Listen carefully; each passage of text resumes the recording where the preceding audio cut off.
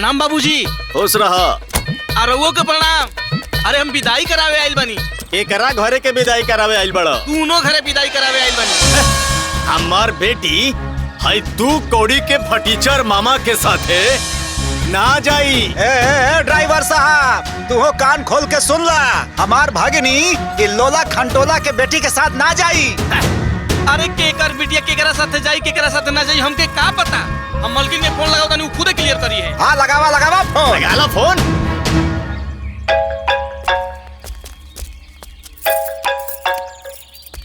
Hello का हो पटफोरन? अरे मालकिन हम यहाँ चीन पाकिस्तान के तना तनी में एकदम फंस चुकल बनी।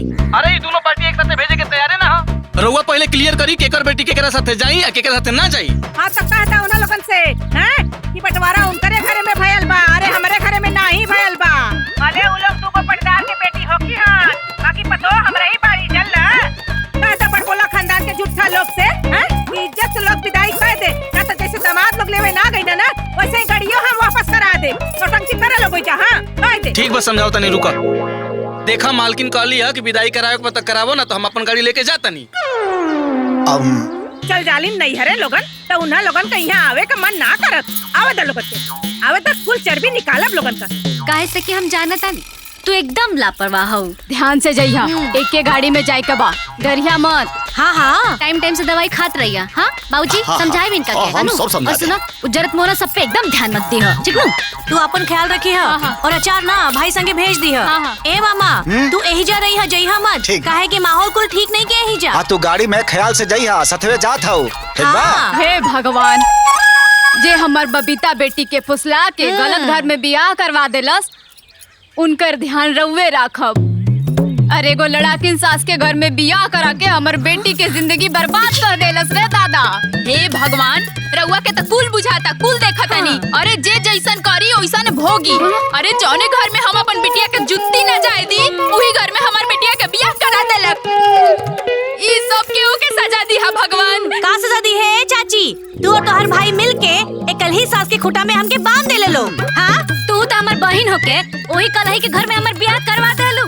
काहे ना बंधवाई? हाँ तोहर माई तोहर मामा हमनी के जैसे धोखा देले वैसे धोखा हम दे देनी, जो जैसा उसको वैसा। ए बुझिया अपन माई के चाल चलन मत सी बुझाइल। हाँ काहे हमार चाल में कौन खराबी बा?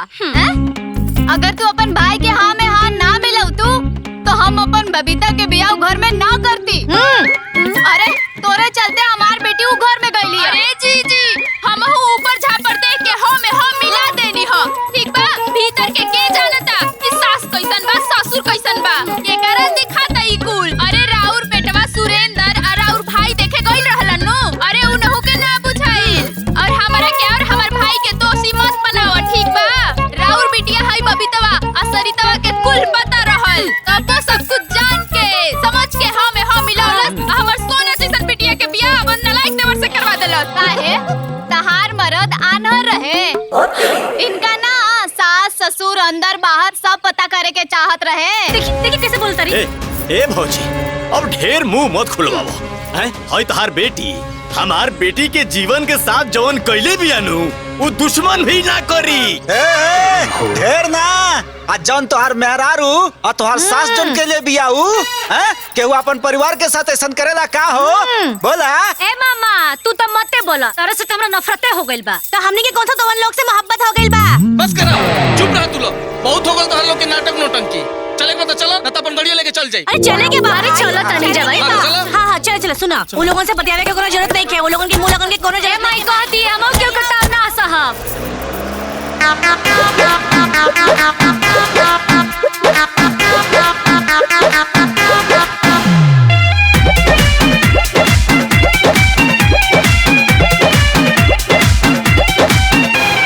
छोड़ बना ही तोहरा के रे तू समनवा चढ़ल उतार दे हम सब तोर मनवा। ज्यादा बकर बकर मत कर। ए चुप। अरे छोड़ बना ही तोहरा के रे तू समनवा चढ़ल उतार दे हम सब तोर मनवा। अपन पावर बता दे आ तो के पानी पिया दे बुझले। तोहरा बोलिया से माथा सनक जाता, तोहरा बोलिया से माथा सनक जाता। तोके देख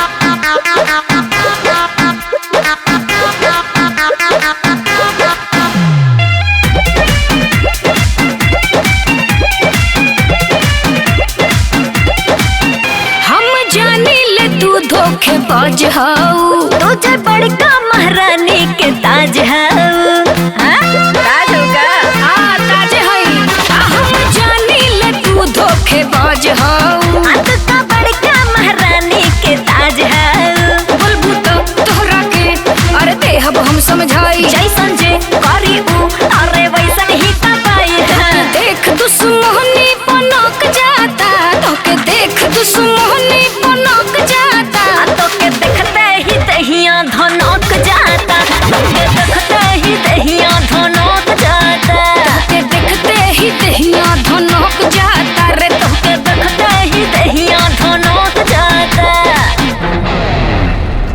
बड़ अपना आपके पापा के परी समझेली। आ गई नी महारानी लोगन लोढ़ा के तरह मुंह लेके अब रोज रोज यानी के थोबड़ा हमके देख चिल्ला ले के इंदिरा हासन के परी समझेली। अरे समझे नी ना पापा के परी रहे दी जब हम अपन नैहर से ससुरा के द्वार पे अकेले आ सकता नहीं तो अपन कमरा में भी चल जाए हमके राउर और राउर घर के तो ऐसा आना चाहिए। अरे जहाँ हमार जुत्ती आवे के रहे ना वहाँ हम बहु बोल के आ गई सटी मत हटे हमरा लगे से। अरे हम शान से जियल बनी शान से जिए। बाबूजी बड़ी आलू गोड़ छुए बदे हैं तो लोगन से गोड़ छुआ के ना हमनी के स्वर्ग का सीढ़ी ना मिल जाई। महारानी कैसे आलू हो आवा के तना आलू बड़ी नाटक में ले लोगन आ तू हो अच्छा तो तू बड़का खानदान से आलू बड़की बिटिया अखिया फोड़ी दे कबूतर हैं जा घर कुल पड़ता रखा जा मजा बड़ी आलू लोगन जैसा दिखाओ बदे हैं तू कहां से रे आलू बुढ़िया कहीं की अरे पाक पाक पाक भाग तू एकर अरे एकर से जा गोल लगे खातिर तरसत नहीं की क्या हो अरे जा नहीं तो बड़ा आलू कौन लगा देख ला यानी का हमसे गुड़िया कथई हो इनका घमंड देखा हो गया तार वाली हैं? मिल गई करे जाके ठंडक। अच्छा हो तोहनो लोगन के बोली और लगल का हो बड़ा मेहरी वाला हो गईला लोगन हो दादा।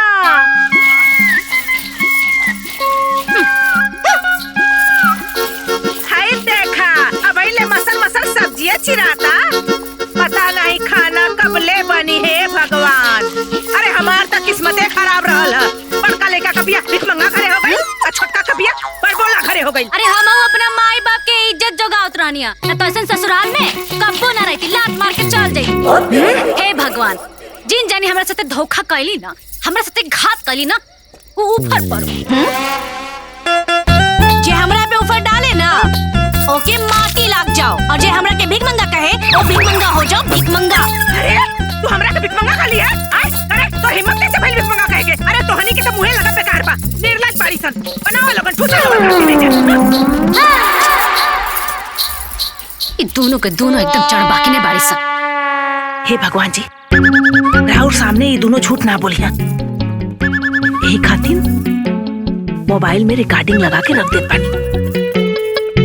हाँ अब एकनी के मन में का बानर हमरा के कुल पता चल गई।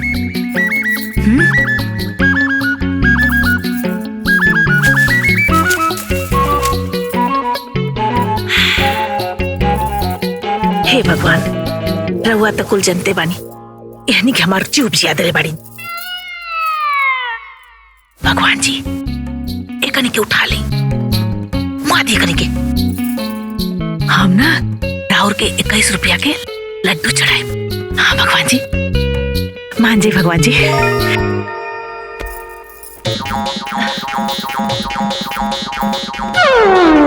ए दादा हाँ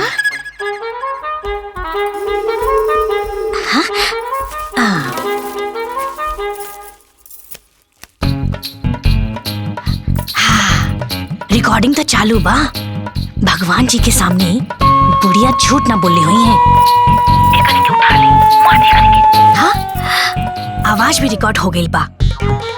अब बस वो छटंकी के मन में का चल रहल बा वो जाने के बाकी बा।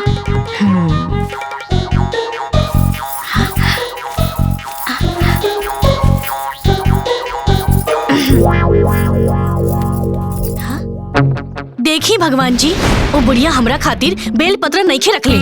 वो दोनों जने ना हमार दुश्मन बाड़ी सन। भगवान जी वो दोनों के उठा ली। हाँ हम ना 31 रुपया के लड्डू चढ़ाए उठा ली। हाँ हाँ कृष्णा कृष्णा।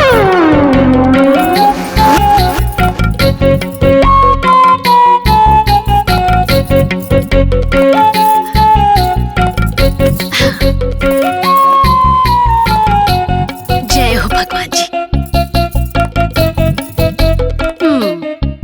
ये दोनों हमरा बारे में का सोचो तारी सन, सोच के प्रति सच्चाई अब ये मोबाइल में खुली। जय हो भगवान जी। हाँ? हाँ? हाय दूगो फूल। भगवान जी वो दोनों ना मोटकी या बुढ़िया हमरा के देख के ना थनकत तारी सन। हाय देखी ना दूगो फूल छोड़ले बाड़ी सन हमरा खातिर, पूजा करे खातिर। रवा बताई ना हमरा पूजा कैसे करब? भगवान जी एगो काम करी, वो दोनों के ना मोटकी या बुढ़िया के ना मुआ दे। हम रवा के ना 51 रुपए के ना लड्डू चढ़ाई। प्लीज भगवान जी मुआ दी। हाय सुनी अपना माई और भौजाई के करतूत। ले सुनी भगवान जी एक निके उठा ली, मुआ दे एक निके। हम रवा के ना 51 रुपए के ना लड्डू चढ़ाई। बताई जी, अरे के कर पता अपना सास के मुँह खातिर मन्नत मांगी जी। वो बोड़िया 21 रुपया के और वो छटंगी 51 रुपया के लड्डू चढ़ावा के कहा दिया। वो काहेला राउर मेहरारू के मोला पे। अरे रवा मोर दही के का है जी?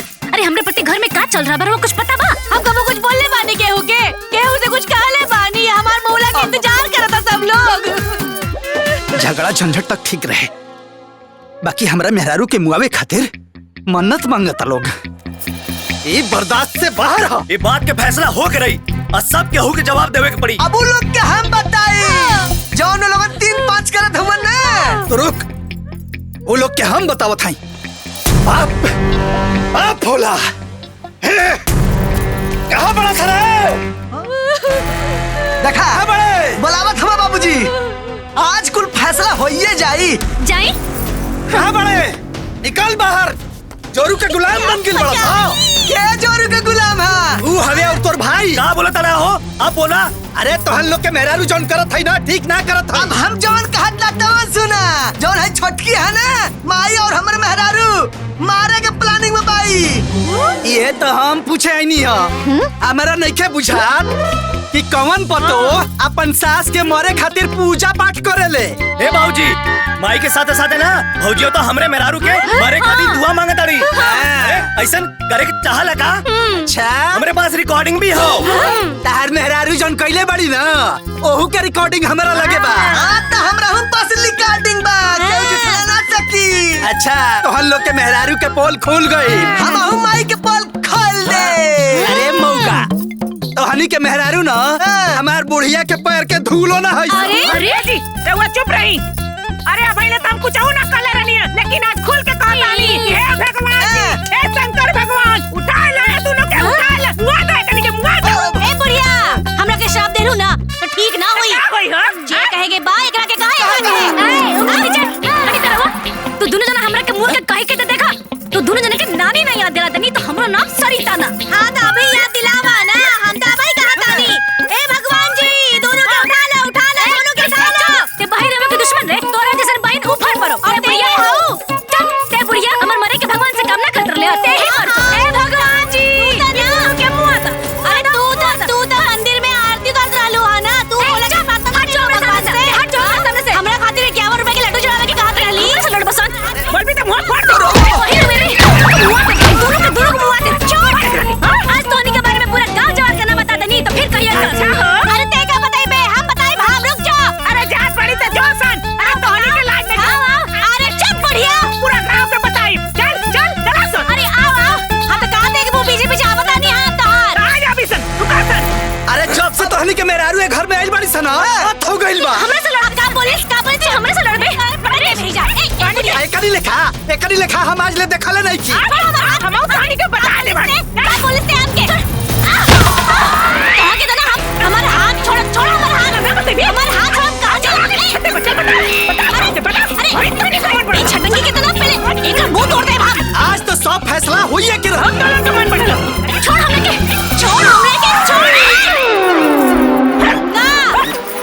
ना बोले सा हमरा के मरबे ते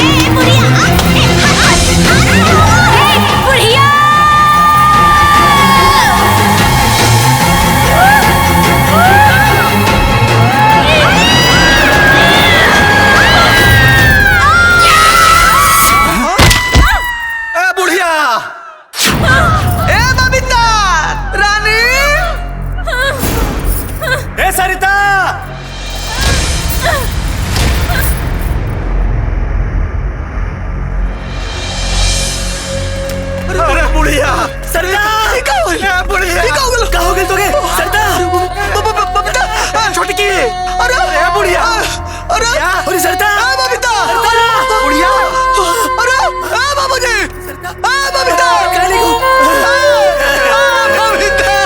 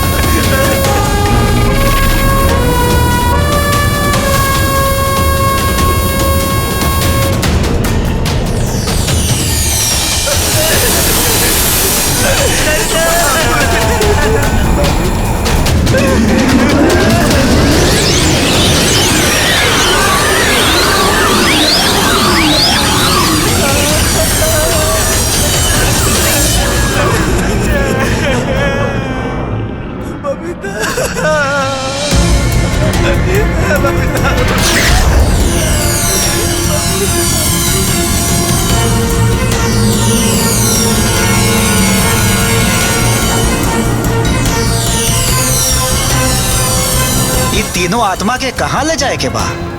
चित्रगुप्त जी के आदेशानुसार स्वर्गलोक में। वाह, अवश्य ही तीनों पुण्यात्मा हवन। अमनियों के कितना सौभाग्यशाली बानी सन कि पुण्य आत्मा ईसन प्राण के ले जाए के सौभाग्य मिलल बा। अब देखा स्वर्ग में ई लोगन के पुण्य बल कितना प्रबल रहा था।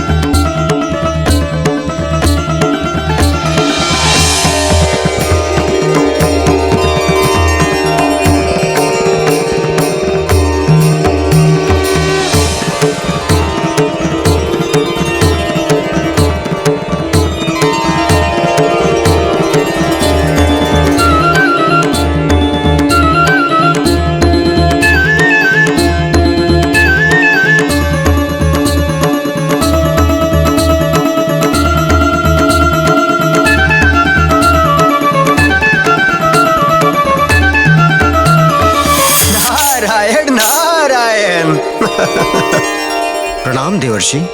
प्रणाम मुनिवर। हमार स्वर्गलोक में रउआ स्वागत बा। हम तो अपना भ्रमण मार्ग पे रहनी है, लेकिन देवराज राहुल जोनी स्वर्ग लोग बाटे ओकर अद्भुत छटा अलौकिक दृश्य हमरा के अपना और आकर्षित कर लिया। चली यही बहाने राहुल दर्शन के सौभाग्य तो प्राप्त भइल। हे देवर्षि, हमार स्वर्गलोक के बारे में रउआ के तो मालूम बा। तीनों लोक में सबसे मनमोहक हमार स्वर्गलोक बा। वाह, यहाँ के पेड़ पौधे, नदी, तालाब, गीत संगीत, चारों तरफ पुष्प, इतना मनमोहक दृश्य। और देवर्षि, रउआ तो जनते बानी कि समस्त देवता लोग एजा निवास करेलन और आज तक इस स्वर्गलोक के सुख और शांति भंग ना के पौलस।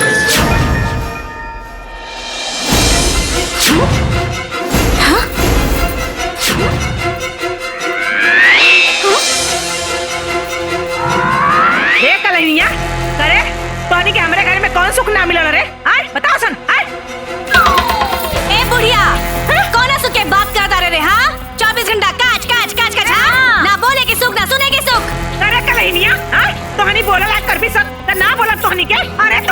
बात सुन के हमार कपार बाकी बरे बाप रे बाप, बोलहु में पाबंदी लगे का है दादा?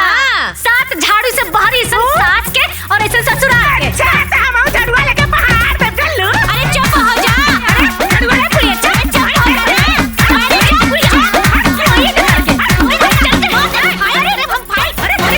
ये कर के तोरा नियन मिले नहीं केहू के भी सास रे, पीछा नहीं छोड़ा तारी फोटा के लिपास रे। अरे तोरा नियन मिले नहीं केहू के भी सास रे, पीछा नहीं छोड़ा तारी फोटा के लिपास रे। सात जन्म नहीं मिले रे चुरैनिया, तोरा नियन केहू के बहू। आओ काट में रहू तोर होई हऊ, कंट्रोल में रहू तोर होई हऊ। आओ काट में रहू तोर होई हऊ, कंट्रोल में रहू तोर होई हऊ।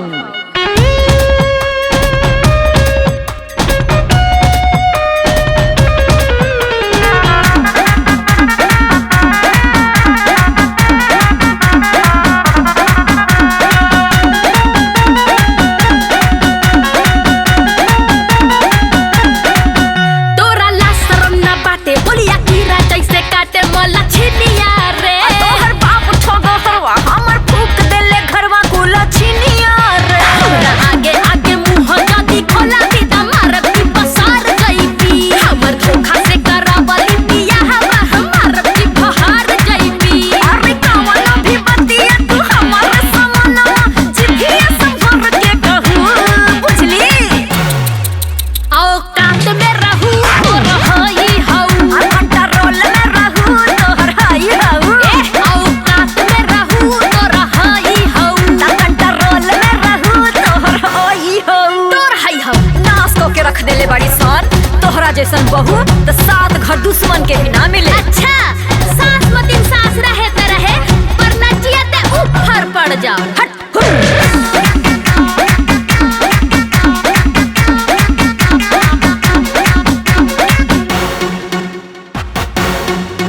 ए बुड़कुपली एही खैया मारब दाब के नटैया एही छानवा। तोरा चर्बी बाटे चढ़ल, तोरा बहुते बाटे बढ़ल, सुन मनवा। इना भइली दुनो माथा के बोखरवा, बोखरवा उतार देबे रे। सुन एको छन लागी ना समैया, इहे करी निसार देबे रे। आजा दा बड़बड़ाई बिता सुनो कंटहिनिया, देह से निसार देबलहू। समाजो समाजो आओ काट में रहू तोर होई हऊ, कंट्रोल में रहू तोहर होई हऊ। आओ काट में रहू तोर होई हऊ, कंट्रोल में रहू तोहर होई हऊ होई हऊ। ऐसा लगता है कि मोर के कूट दी। ए दुष्ट आत्मा, का है सब? तू लोग यहाँ कैसे आ गई लो? हमनी के हमनी के यहाँ हमनी के कैसे? यहाँ कैसे? ई कौन जगह है? स्वर्गलोक। हाँ? स्वर्गलोक? स्वर्गलोक? हाँ, माने हमने के ए रवा काहे रोता नहीं? अरे परेशान काहे होत बाड़ू? हाँ। मोनी तो मोनी, बाकी स्वर्गलोक तो आ गई नी। चलिए लोग कहाँ? देवराज इंद्र के समक्ष। अरे बाप रे बाप, अरे बाप रे कितना बढ़िया लागता स्वर्ग। अरे बाप रे। हाँ ये लोग क्या? देवराज इंद्र पधार रहल बानी।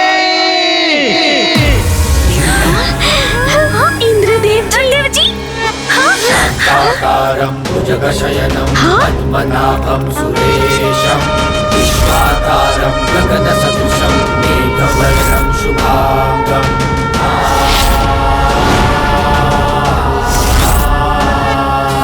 शान्ताकारं भुजगशयनं पद्मनाभं सुरेशं विश्वाकारं गगनसदृशं मेघवर्णं शुभांगं। अरे बाप रे बाप, इंद्र भगवान जी। ओ पहले तो हम खाली पूजे पाठ में सुन ले रहनी हम,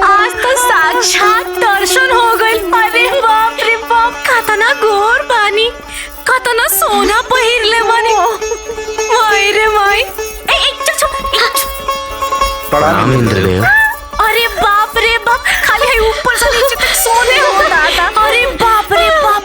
इंद्रदेव जी, इंद्रदेव जी, इंद्रदेव जी, प्रणाम इंद्रदेव जी।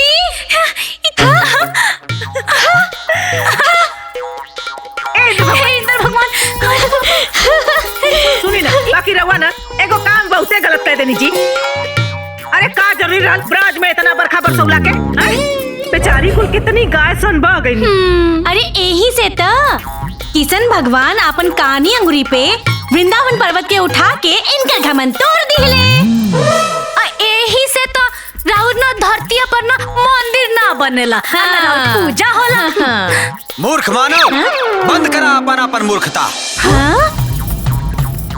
अब रउआ कौन भगवान जी है जी? बताई बताई बोलिए। अग्निदेव। अग्निदेव, अग्निदेव। गोड़ लगा तनी अग्निदेव, गोड़ लगे तनी। अये अग्निदेव, रउआ इतना खिसियात काहे बनी जी? अच्छा रउआ बताई, काहे में इंद्र भगवान की गलती बा कि ना बा? बोली। अब काहे चकपका गई नी जी? बोली बोली। हाँ के हाउ तू लोग? अरे रउआ कौन भगवान जी है जी? बताई बताई। हाँ बोली बोली। वरुण देव। अरे पानिया वाला भगवान जी, गोड़ लगा। जानता नहीं वरुण देव, हाई दोनों कमीनी सन ना हमार पतो सन। हाँ आई बुढ़िया, हमनी के साथ हई। मृत्यु लोक में सास और बहू के रिश्ता ऐसने होखे लगा। अरे इंद्र देव, अरे नीमन रिश्ता खातिर ओ लायक पतो होता होके के चाहिए। सासो तो होए के चाहिए। अरे हाय देखा हो, अरे कितनी सुंदर बाड़ी जा हो। अरे रंभा जी, उर्वशी जी, मेनका जी, अरे बहुत सुंदर बाड़ू लोग हो। देखा सा। अरे कितनी सुंदर बाड़ी लोगन। खाली लिपस्टिक पोत लेला से क्यों सुंदर ना हो जाला? ये लोग सुंदर बात का हमरा माता के खेल निकाली लोग। अरे सुंदर वालो तो अपना घरे रहो लोग, हमनियों के ना अपना बजट में सुंदर है मानी जा। तब का दोनों लोगन के हर बात में आपस में लड़ाई, ये उपद्रव का है? अरे इंद्र भगवान जानता नहीं। अरे रउआ सुने ना तो जैसे हमार कपार हिल गइल बा, रउरो हिल जाई है। तो सुनाई ना। तुझे सुनाई और सुनी। देख लही भगवान जी, देख लही। अरे हमरा बोले से पहले यानी के करजा में आग लग गई है। और हाई बड़की के तो पूरा खानदान एक नंबर के छोटा। अरे हमार बेटा के ब्याह में 4 तोला के सिकड़ी तय रहे। जानता नहीं इंद्र भगवान, ये हवा होता है कुछ पलट के गई ना। हे भगवान, ई बुढ़िया तो झूठ बोले के कारखाना हो गई बाड़ी, सिकड़ी तय ना रहे। अच्छा तते इंद्र भगवान का क्रिया खा के तो कहते रहे हो क्रिया? खाली इंद्र भगवान के ना, पूरा देवता लोग के क्रिया खा के कहा तानी कि सिकड़ी तय ना रहे। ए बुढ़िया, ना तो हमार माँ इतना कुछ देले बाड़ी, एक सिकड़ी ना देती। बता इंद्र भगवान जी, अरे कमीनी के मामा हमार बियाह बुढ़िया के घर में करा के हमार जिंदगी बर्बाद कर देला है। ए इंद्र भगवान, ये हमार बहन होके हमरा मामा के बदला हमरा से लेहलस ई बुढ़िया के घर में बियाह करा के। ना तो हम ए बुढ़िया के घर में कब बियाह करके ना आईती, हमर जूती आई। जूती आई तो वह जूती उठा के ना तो तोरे माई बाबू के कपड़ा पर होड़ देती। कहा देता नहीं हमरा माई पर मत जाइया, मत जाइया, कहा देता नहीं तो मुंह फोड़ देता। शांत। हमरा के ई ना समझ में आवता कि तोहनी लोगन के स्वर्ग लोक में आगमन कैसे भइल? अरे इंद्र देव, अरे हमनी के तो इंसान बानी जा, इतना रहुए न बताए कि हमनी के एजा कैसे आनी जा। ऐसा दानव प्रवृत्ति आत्मा स्वर्ग लोक में रहे के लायक नहीं खे। यमदेव के हमरा समक्ष उपस्थित कैल जाओ।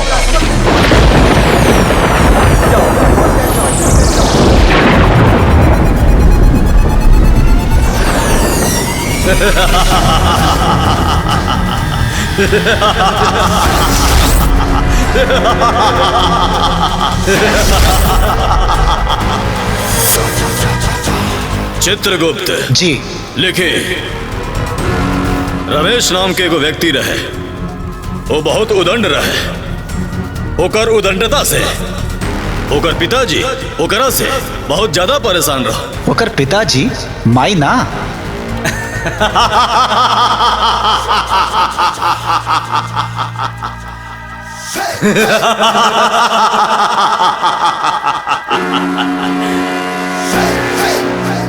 चित्रगुप्त, तू तो कितना बड़ा नटखट बड़ा।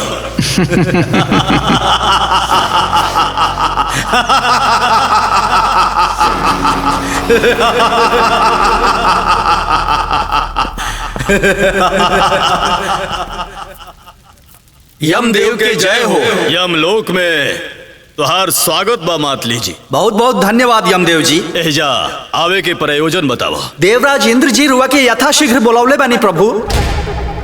देवराज के बुलावा यमदेव के?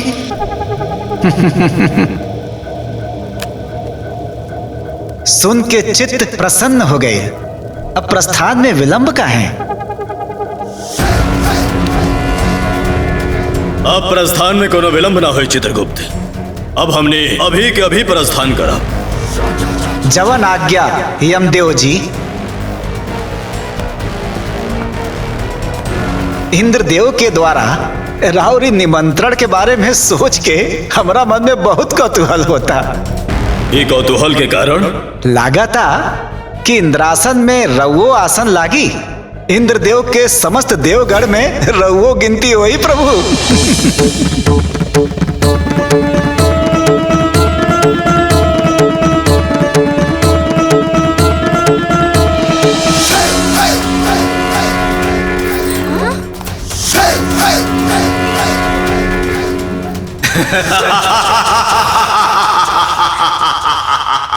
यम है हम।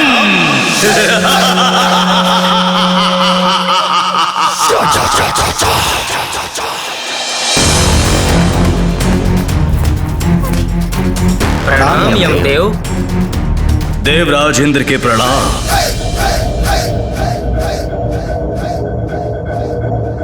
आसन ग्रहण करिए यमदेव।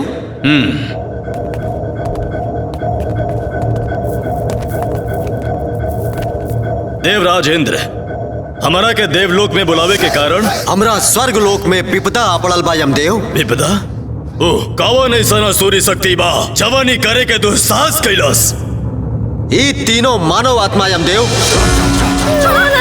और हमरा ये नहीं के समझ में आवत कि तीनों मानव आत्मा के स्वर्ग लोक में प्रवेश कैसे भइल। ये जरूर कोई पुण्यात्मा लोग हुई देवराज। ये पुण्यात्मा हुई है चित्रगुप्त जी। जब से ये लोग स्वर्गलोक में प्रवेश कैले बा तब से पूरा स्वर्गलोक में उथल पुथल मच गई बा। चारों तरफ अशांति फैल गई बा। ना यमराज जी, एमे हमार कौनो दोस्त नहीं के। हम सच कहता नहीं। एमे कोई दोस्त ना। हाय दोनों कलहिन के बा। ये नहीं के बा। ए झूठी, एक नंबर के झूठी। ना यमराज जी, ये बुढ़िया एक नंबर के झूठ बोलता रही। हमार कोनो दोस्त नहीं के। सारा दोस्त ना इन आगे लोग के बा। ना यमराज जी, हम अपना माई के क्रिया खा के कहता नहीं। हमार कोनो दोस्त नहीं के। सारा दोस्त ये दोनों पगलटवा सन के बा। का कलिया का? ए हमरा के पगलटवा कलिया? और खानदान पगलटवा। हां। अच्छा, तू हमरा के काला ही कबू पगलेट कबू तो हम तोरा के छोड़ दे। हम ना कहब, हमहू कहब। हां, तो लड़ाकी लोग के सुगा गाय नानु कहाई। अरे बाप रे बाप, चलानी हसे सुपावा के जगह में खुद 32 गो छेद बा। पूरा इंद्रासन देखता के चलनी है और के सूप है। के चलनिया हुए। हां कहानी। हां कहानी का बीता। हां का कर लेबे दोनों कर लेबे। अरे ई का करत बा लोग?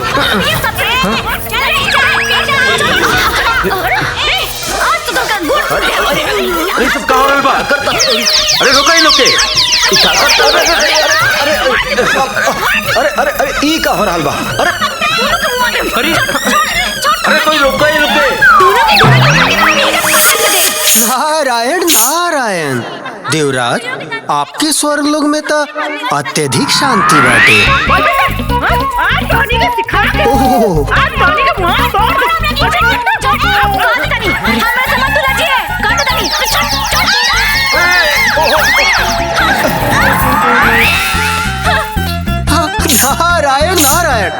यमराज ये सब का हो रहल बा?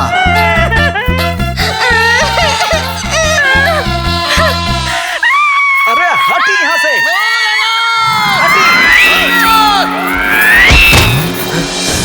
दुष्ट मानव, तोहनी लोगन के स्थान स्वर्ग लोक में नहीं क्या हो सका।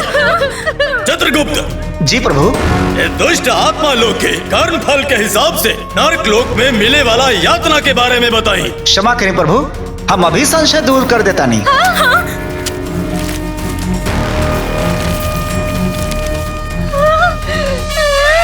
लेखा मिल गई प्रभु। कर्म फल के हिसाब से इन लोगन के स्थान नरक में बा। इन लोगन के यहाँ आगमन कैसे हो गए चित्रगुप्त जी? भूलवश देव। यथाशीघ्र तीनों के नरक लोक में भेज दिया जाए। दुष्ट आत्मा के कर्म फल के हिसाब से नरक लोक में मिले वाला यातना देख के बताएं। जी प्रभु। प्रथम आत्मा राशि नाम चमेली, पुकार नाम सुथनी देवी, संबंध सास, कर्म फल के सूची, दोनों बहू के सतावल, मन में दोनों के प्रति दुर्भावना राखल, स्वभाव में कर्कशा, विचार निम्न कोटि के, इनकरा के अत्यंत गरम तेल में तले के यातना दिलाई।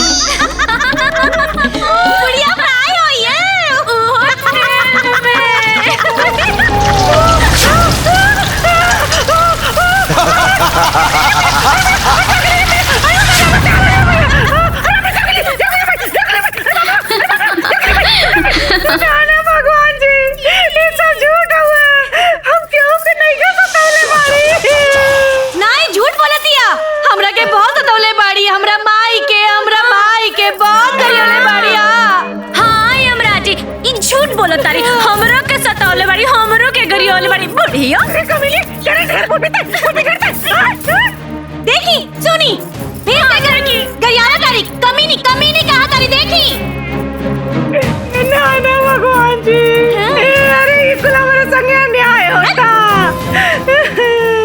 वो जो हमारे धरती पर जा साहब पड़े ना, वो बिना सबूत के सजा ना देवेला।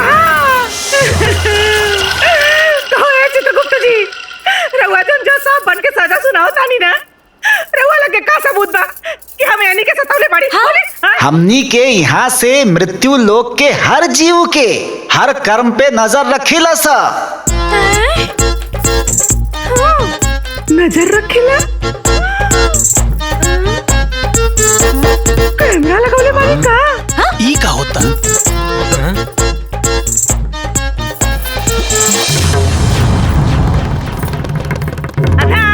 देखो मोबाइल तो हाईलाइट नहीं के? कैमरा कहाँ से लगवा देगा? अरे इतना दूर से धरती पर कहाँ से लौकी जी? यानी मानव, अपन मूर्खता पूर्वक बात बंद कर। चित्रगुप्त, आगे के कर्म फल पढ़ी और नरक लोक में मिले वाला यातना के बारे में बताई। जी। द्वितीय आत्मा राशि नाम पिंकी,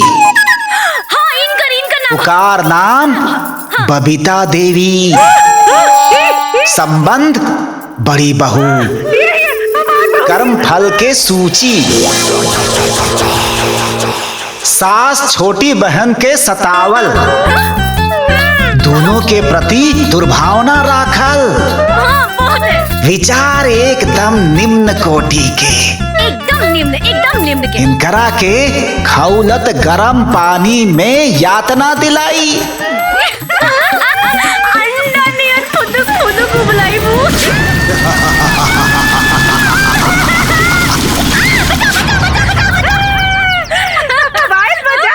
आयल मजा अंडा नियन। ना भगवान जी, ऐसे ना चली। हम तो ये बुढ़िया से एगो गलत काम कैले बानी। बराबर के सजा काहे? हाँ ना भगवान जी, ये ना हमारे दाल में एकदम बेसी नमक डाला रही है और ना हमारे सब्जी में बेसी मिर्च डाला रही है। आता ये तो लिखाई लाई लिखे, एकरा के लिखे। हाँ यमराज जी, हमार लिपस्टिक चोरौली, हमरे से साड़ी मंगली देखे खातिर साड़ी फाड़ के दे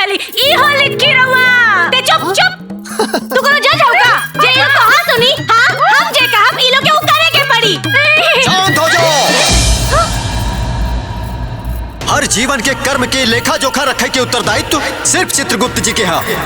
तू लोग निर्णय नहीं के ले सकत। तो ठीक बा, रउआ हमरा खातिर एगो वकील बुला दी। अब उहे हमरा तरफ से बहस करी। असंभव। चित्रगुप्त जी अमदेव। अगला यातना के कर्म फल के हिसाब से ओके नरक लोक के यातना बताई। जी प्रभु। तृतीय आत्मा, राशि नाम सुगनी, पुकार नाम सरिता देवी, संबंध छोटी बहू, कर्म फल के सूची सास और बड़ी बहन के साथ दुर्व्यवहार, अति घमंड, मन में दुर्भावना, विचार अति निम्न, ए जीवात्मा के जिंदा आग पर भूने के यातना दिलाई।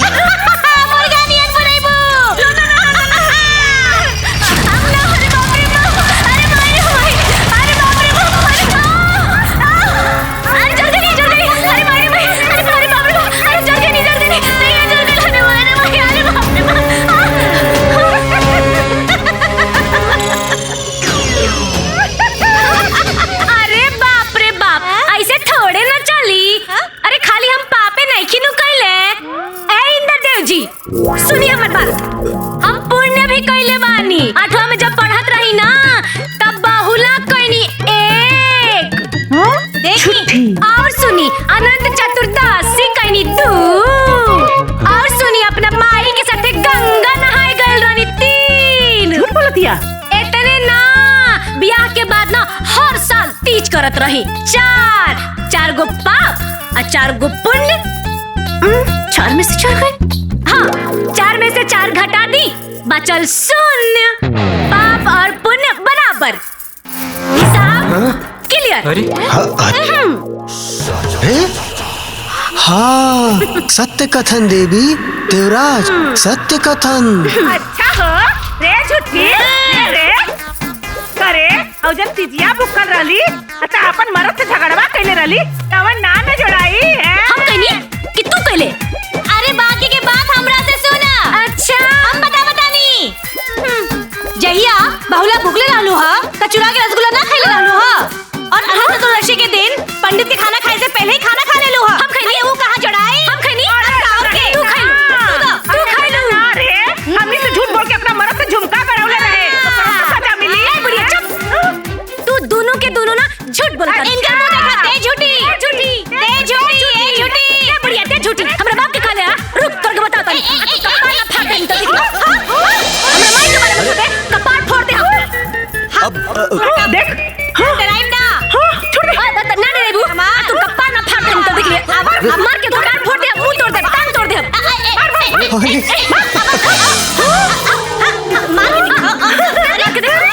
अरे का हो रहल बा? अरे के रोकी इनके।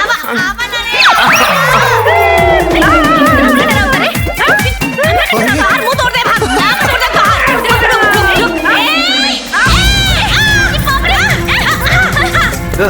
ते हमरा कमर पे मार के मुआये दे। ते आओ अरे ते आवा ना।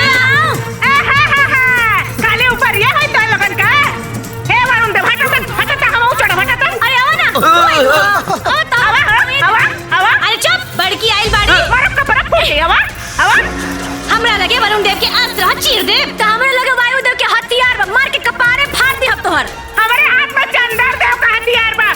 नारायण नारायण प्रभु। अरे आवा ना आवा। अरे ते आवा छोड़ दे बड़ कपड़ के मुंह तोड़ दे। शांत हो जाइए, शांत हो जाइए।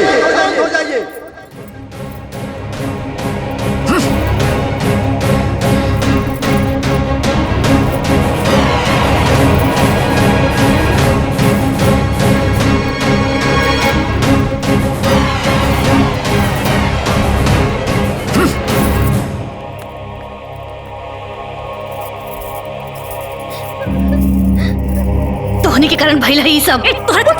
तोहनी के कारण बंदी बना लाई लोग के।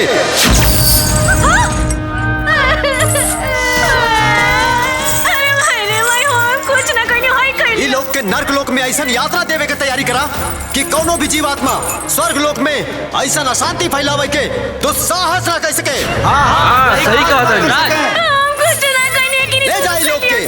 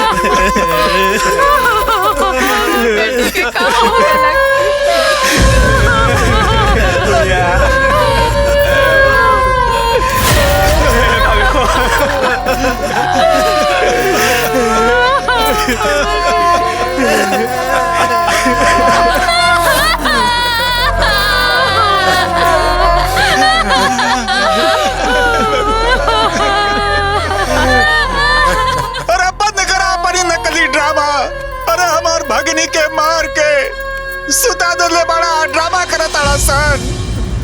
हमरा बेटी के खा गई लेते हैं? ना छोड़ब, केहू के ना छोड़ब। हम पुलिस के बुला के ले आए, सबके जेल करा दे, सबके फांसी लगवा दे बाप। हाँ। दुआरी पर 3-3 ठो लाश पड़ल बा, अतोहन लोग आपस में झगड़ा करके हंगामा करत हवा। हंगामा नहीं करत हम, रउआ लोग हमार बेटी के मुआ देने का हम यो न करी। बाप के करेजा फाटता ना। हम आखिरी सांस दे लड़ब, आखिरी सांस दे लड़ब, बाकी इंसाफ लेके रहब। अरे ये तीनों के मौत में परिवार के कोनो गलती नहीं खे। अरे छोड़ा। अरे कैसे नहीं के गलती? आखिर 3-3 को मौत एक साथ कैसे हो सकता? ये तीनों झगड़ा करत करत छत से गिर के मरली हई, हम अपने आँखें से देखली हई। छत पर से गिर के मर जाई हंसन, इस षड्यंत्र ना हता का। ये लोगन के झगड़ा से पूरा गांव परेशान रहल हो, सब जानत बा। समझ गईला, कुछ बतावे के जरूरत नहीं बा। अरे सुनी, मृत शरीर के बहुत देर तक ना रोक करके रखे के चाहिए। अब एकरे क्रिया कर्म के तैयारी करी। चली रोई ना।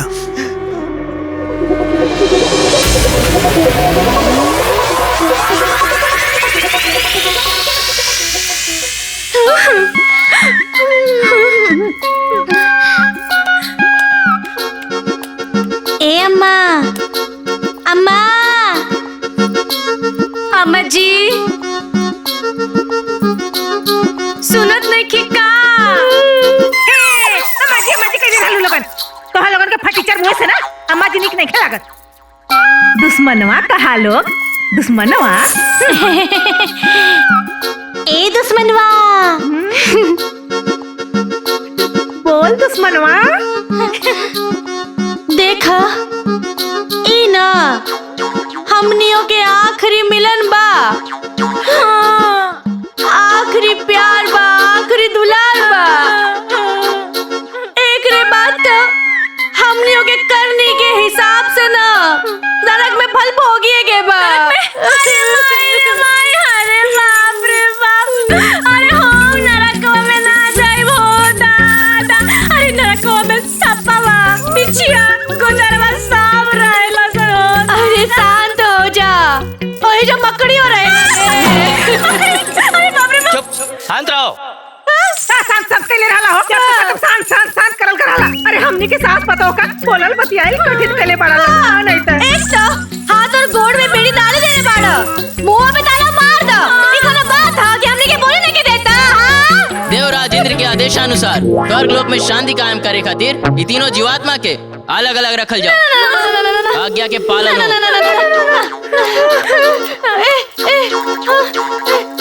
ए दुश्मनवा। बोल दुश्मन। अरे भाई हमनी के अपना में एकता बना के नु रखे के बा। अगर ये हमनी के सास बहू के अलग अलग कर दिया सन तो हमनी के सास बहू के पार्टी कमजोर ना हो जाए। ऐसे कहता नहीं माफी मांग लेवे के। हे स्वर्ग लोक के देवता महादेवता लोग हमनी के चिलम चिल्ली ना करब राई मां शरणागतम।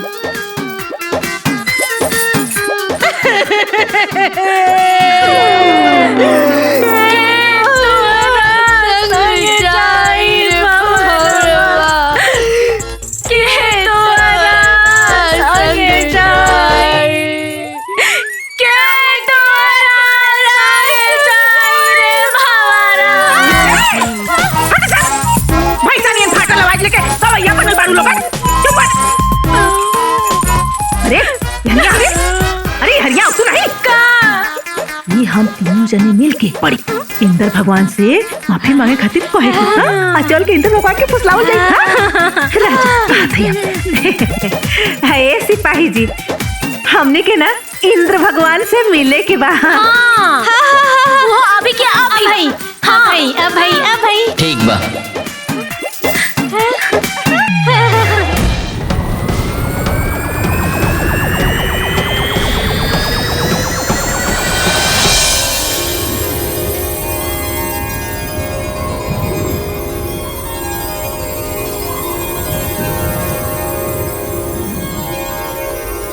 चलो बाप रे बाप। प्रणाम। इंद्रदेव कहाँ बानी? भंवर लोक में बानी। चलिए।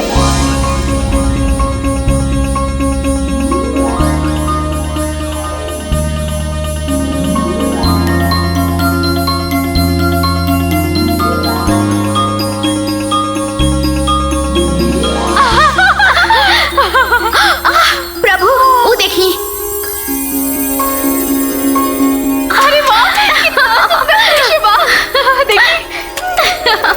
आई। देवराज इंद्र की जय हो। इंद्रदेव की जय हो। यहाँ पे ई लोगन के आवे के का उद्देश्य बा मातली? प्रभु ई लोग और दर्शनाभिलाषी है।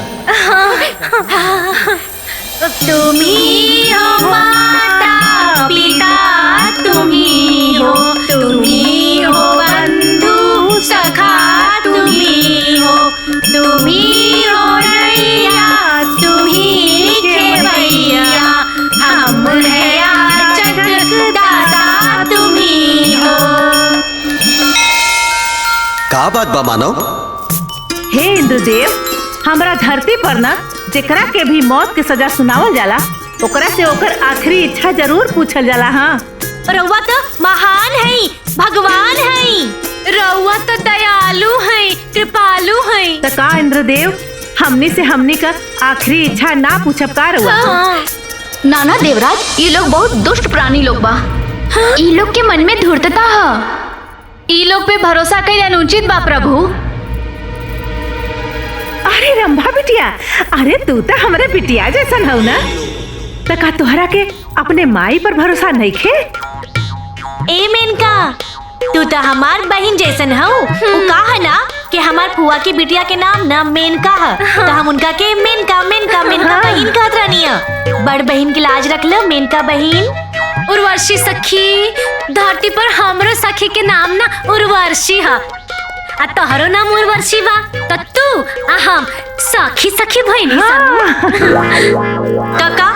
इतना बड़ा स्वर्ग में हमनी के आखिरी इच्छा ना पूछल जाई भगवान। हाँ प्रभु ई लोग के मनोकामना पूर्ण करी। नारायण नारायण। प्रणाम देवर्षि। प्रणाम मुनि ऋषि। देवराज आज पहली बार जीवात्मा परमात्मा से याचना कर रहल बा। रउआ अपने उदारता के परिचय दे। तोहनी लोगन की आखिरी इच्छा का बा मानव? बोल प्रभु, हमने के आखिर तो नरक में जाही के बा, तो एक बार, बस एक बार ना इस स्वर्ग के ना सुख दे दी। हाँ प्रभु, स्वर्ग के सुख दे दी ना। ये तीनों जीवात्मा के नर्क गमन से पहले ये बंधन से मुक्त करके स्वर्ग के सुख देवल जाओ। जो आ गया देवराज। नारायण नारायण स्वर्ग के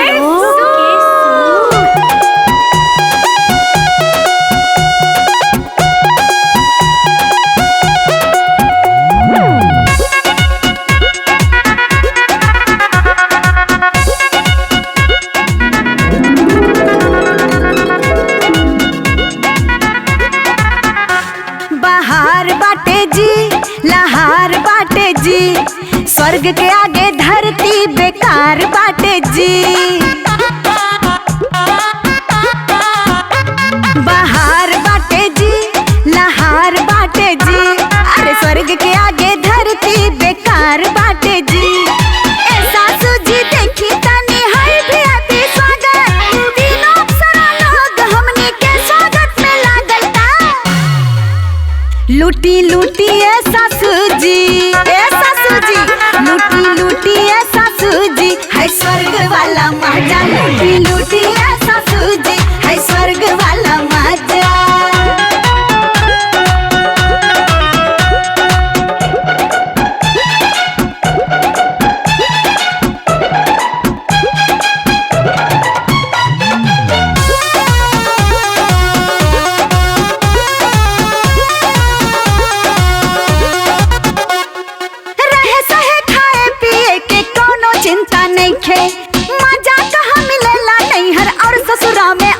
सिस्टम स्वर्ग वाला जी सब ठीक लागता, आदर भाव देख के बड़ा नीक लागता।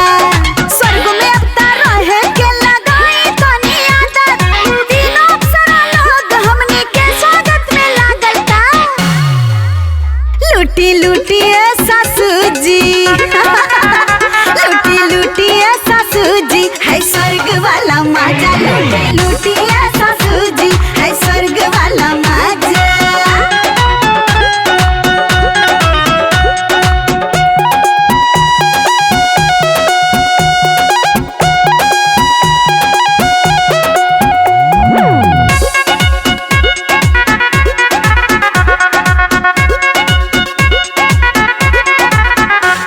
अरे बम्बई जाई, गोवा जाई, चाहे जाई दिल्ली, बाप रे बाप ऐसन सुख शांति ना कतही मिली। मौका मस्त मिलल बा चांदी खूब काटे के, कूद कूद के खुशी से अब हमनी के नाचे के।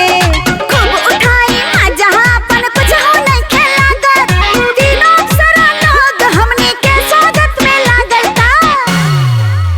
लूटी लूटी ऐसा सूझी, लूटी लूटी लूटी लूटी ऐसा सूझी है स्वर्ग वाला मजा। लूटी लूटी ऐसा सूझी है स्वर्ग वाला मजा।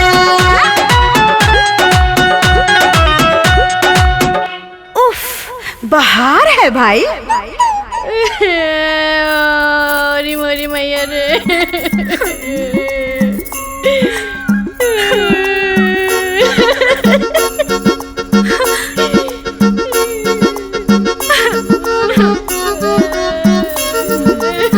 अब तो हनी फटीचर नियन मुंह बना के का बैठल बाड़ी रे। हमके गरम पानी में नहीं के उबलेगे। और तेरे हमके मुर्गा नियन फराई नहीं के होके के।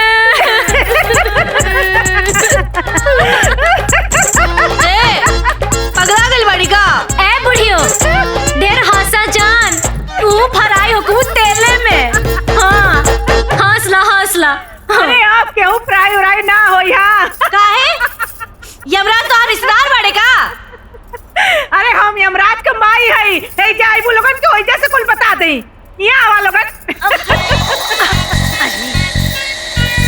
बोल। इधर कर लियो। हाँ?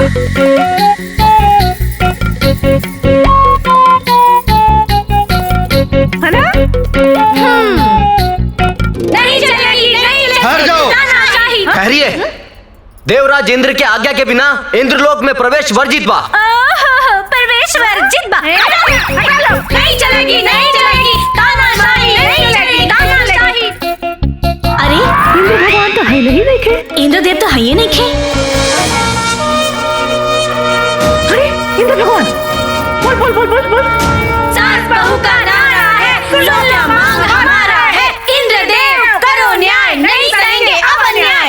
अभी हंगामा काहे होता?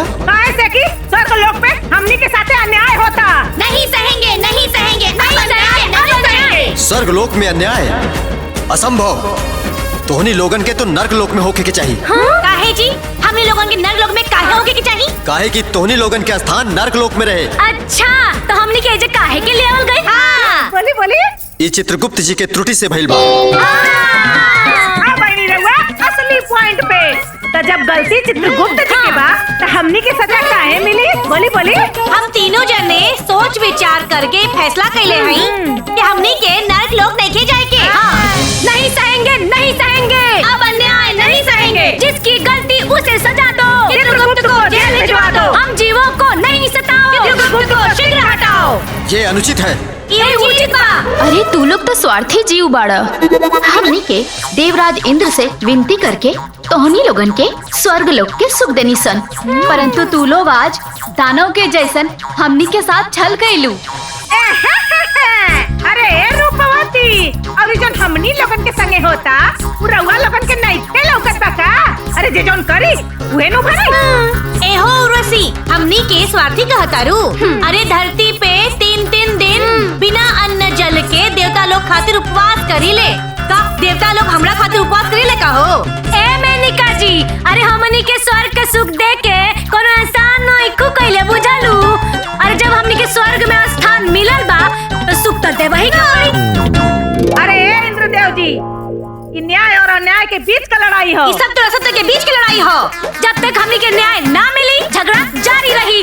नहीं सहेंगे, नहीं सहेंगे। अब हम अन्याय नहीं सहेंगे। स्वर्ग वालों हो सावधान, निकल पड़ा है अब इंसान।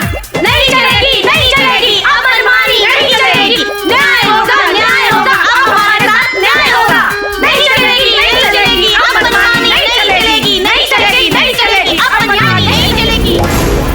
अब का हुई इंद्रदेव? उर्वशी, हमरा के तो लगत बा कि हमार इंद्रासन संकट में बा। काहे से कि मानव अपना रौद्र रूप में आ गइल बा। अब आपे लोगन के ई दानव प्रवृत्ति वाले मानव के समझावे के पड़ी। जो आ गया प्रभु। नहीं चलेगी, नहीं चलेगी। तानाशाही नहीं चलेगी, नहीं चलेगी। तानाशाही नहीं चलेगी। हम यही कह रहे हैं, स्वर्ग में हमको रहना है। यही बना के आएंगे, स्वर्ग से हम जाएंगे। सास और बहू की जोड़ी अब नहीं जाएगी कोई। हे देवी, हमनी के इंद्रदेव से ई आदेश मिलल बा तोहरा लोगन के मन स्थिति जाने के। अपन परिस्थिति स्पष्ट कर लोग। तोहनी लोगन के का मांग बा? मेनका जी, मन स्थिति ना एकदम खुला किताब बा। मांग एकदम क्लियर बा। का दुश्मन बा? हाँ दुश्मन हो। ए मेनिका जी, हमनी के बहुत कुछ ना चाहे। हमनी के सास पतो आ देवरानी जेठानी के ना इस स्वर्ग के कोनो कोना में ना एक छोटा सा घर चाहिए। और साथ ही ना राशन पानी बर्तन बनाए खाए खातिर। और यदि ये सब ना मिलल तो पूरी करो हमारी मांगे पूरी करो। अंतिम दम तक होगी लड़ाई, स्वर्ग में अब होगी लड़ाई। अरे तू लोग कितना रंग बदला ताड़ू हो? हमनी के धरती पे एक ही प्राणी गिरगिट बनौनी सन, और तू लोग गिरगिट से भी 4 कदम आगे निकल गई हो। और काल तक तो सास बहू में शत्रुता रहे और आज मित्रता हो गई। अब तू हमनी के साथ पतों में बोले वाली हो केलू के हो? कनका से तोहन लोगन का तारीफ का कर देली। चढ़ गेलू कपारे पर नाचे लगलू लोगन। अरे तोहन लोगन तो हमरे पतोइया के गोड़वा का धोनो नहीं है बाड़ू हो। देखा था चटक लिपस्टिक लगा के लक लक लक लक चमकत बाड़ी सन हो। अरे तोहन लोगन के गतिया पर ना हमरे पतोहियन के बैठे के चाहिए। लाखों में एक बाड़ी हमार बहुरानी लोगन। बड़ी ऐली नाते।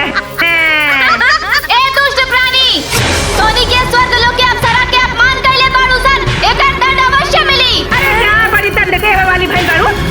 चला सन। पूरी करो हमारी मांगे पूरी करो। पूरी करो हमारी मांगे करो। शांत देवियों शांत। अपना क्रोध पे काबू रखा लोग।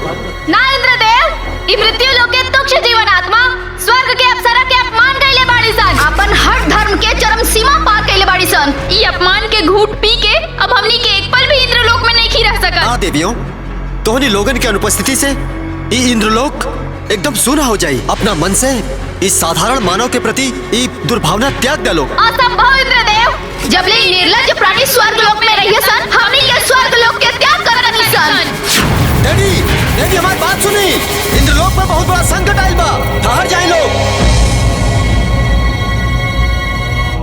पहले तो स्वर्ग लोक पर केवल दानों से भय रहा, अब तो मानव से भी भय हो गई बा। नहीं चलेगी, नहीं चलेगी तानाशाही, नहीं चलेगी, नहीं चलेगी, नहीं चलेगी तानाशाही, नहीं चलेगी। रुका लो।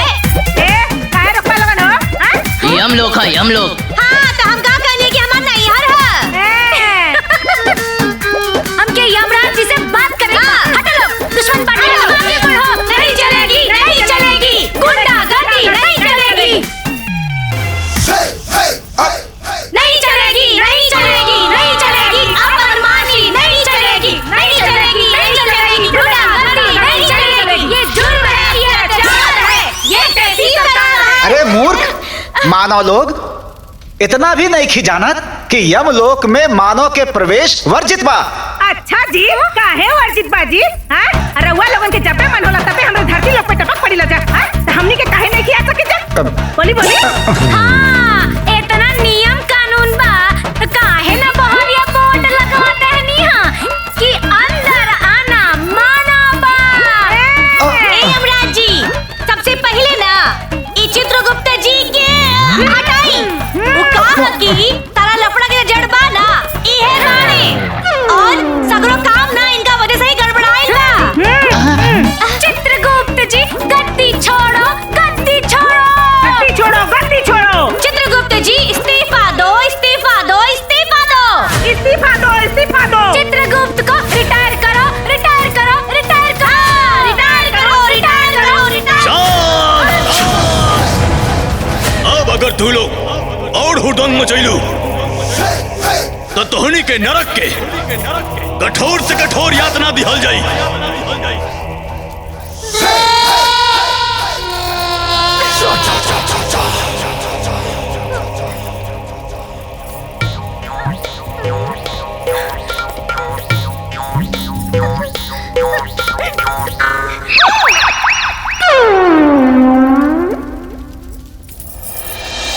हमनी के साथ पतो के यातना ना मिली। यातना ना ये चित्रगुप्त में मिले के चाहिए। हाँ, का यमराज जी? हाँ, गांधी जी के बारे में तो सुन ले है ना, जैसे ऊ अंग्रेज लोग के लाइन पे लाके रख दिले, वैसे हमनी सास पतोह देवरानी जेठानी मिलके देवता लोग के लाइन पे लाके रख दे। हाँ, और सुनी, अगर एहू से बात ना बनी ना तो अन्याय के खिलाफ हमनी के चक्का जाम करम सान, धरना प्रदर्शन करम सान। दुश्मनों आगे बढ़ो। नहीं चलेगी, नहीं चलेगी तानाशाही, नहीं चलेगी, नहीं चलेगी, नहीं चलेगी तानाशाही, नहीं चलेगी, नहीं चलेगी तानाशाही, नहीं चलेगी, नहीं चलेगी, नहीं चलेगी अपमानी नहीं चलेगी, नहीं चलेगी, नहीं चलेगी तानाशाही, नहीं चलेगी। अरे चलो ना, अरे बहुत देर लोग बाड़े चला। नहीं चलेगी तानाशाही, नहीं चलेगी, नहीं चलेगी, नहीं चलेगी तानाशाही, नहीं चलेगी, नहीं चलेगी, नहीं चलेगी अपमानी नहीं चलेगी। ये लड़ाई जारी है, सास बहू की बारी है, घर में सब कुछ आर होगा, सास बहू का राज होगा, सास बहू की बड़ी तैयारी नहीं चलेगी अपमानी। चलो, नहीं चलेगी, नहीं चलेगी अपमानी नहीं चलेगी, नहीं चलेगी, नहीं चलेगी। चित्रगुप्त जी हाय हाय, न्याय करो, न्याय करो, हमारे साथ न्याय करो। चित्रगुप्त जी गद्दी छोड़ो, गद्दी छोड़ो, गद्दी। नारायण नारायण। हाँ? हे मानव, व्यर्थ में अशांति फैलौला से नियम ना बदल सकेला। हे नामी छे, कैसन बात बतियाओ थे रउआ जी? हाँ, काहे नहीं बदल सकत बाजी? हाँ, और हमरा धरती पर धारा 370 ना बदलल बा। हाँ, हाँ, अरे तो मृत्यु लोक है और ई स्वर्ग लोक है। ए नारद जी, रउआ तो एने के बाद ओने करबे करी लेना। हाँ हाँ, देवता लोग के समझाई ना कि हमने के बात मान ले। नारायण नारायण। स्वर्ग लोक में बल पूर्वक केहू स्थान ना पा सकेला। स्वर्ग लोक में स्थान पावे खातिर जप और तपस्या की आवश्यकता पड़ेला। अच्छा अच्छा जी, अजन हमनी के बिना अन्न पानी के ए दरबार से ओ दरबार घूमत आनी जा, उ तपस्या ना ह। हाँ, तब का हम अपन धरती छोड़ के एजा आइल बानी, इतिहास से कोनो कम बाका। अब और कितना चाहिए जी? अरे मंद बुद्धि लोग, वर्षों वर्ष तपस्या करे पड़ेला। वर्षों? हे नारद जी, अरे हमनी के लगे इतना टाइम वाइम नहीं खेबा। हाँ, शुरू करो, चलो पूरी करो, पूरी करो, हमारी मांग के पूरी करो। हमरा तो देवराज इंद्र के सिंहासन अब संकट में प्रतीत हो ताटे। नारायण नारायण। हे देवराज, ये तीनों जीवात्मा तो स्वर्ग लोक खातिर चिंता के विषय बन गए बाड़ी सब। हाँ देवराज, हम तो कहा था नहीं वो लोग के दंडित कइल जाओ। अपना क्रोध पे काबू कर अग्निदेव। वो मानव लोग है, दानव ना। बाकी मानव लोग के कर्म था दानव से भी निम्न स्तर के बात देवराज। चंद्रदेव बिल्कुल सत्य कहत बानी देवराज। हमनी के देवता ना मृत्यु लोग के मानव समझ ले वालो। नारायण नारायण नारायण। प्रणाम देवर्षि। वायुदेव के कथन पूर्णतः सत्य बाटे। हाँ, हमरा भी ये लोग से मिलके ये आभास भइल बाटे। आपके का विचार बा देवर्षि? देवराज इंद्र, रहुआ कुछ करी ना तो महत्वाकांक्षी लोग के महत्वाकांक्षा इस स्वर्ग लोग के पूरा न्यू हिला दी। हाँ, कुछ करी देवराज, कुछ करी। ऐसा बात तो ठीक बा। आप सब वो तीनों मानव आत्मा के अपना शक्ति के प्रभाव से ओकनी के मन और मस्तिष्क में भय पैदा करी, ताकि ओकनी के आसानी से नरक लोक में भेजल जा सके। जौन आ गया देवराज।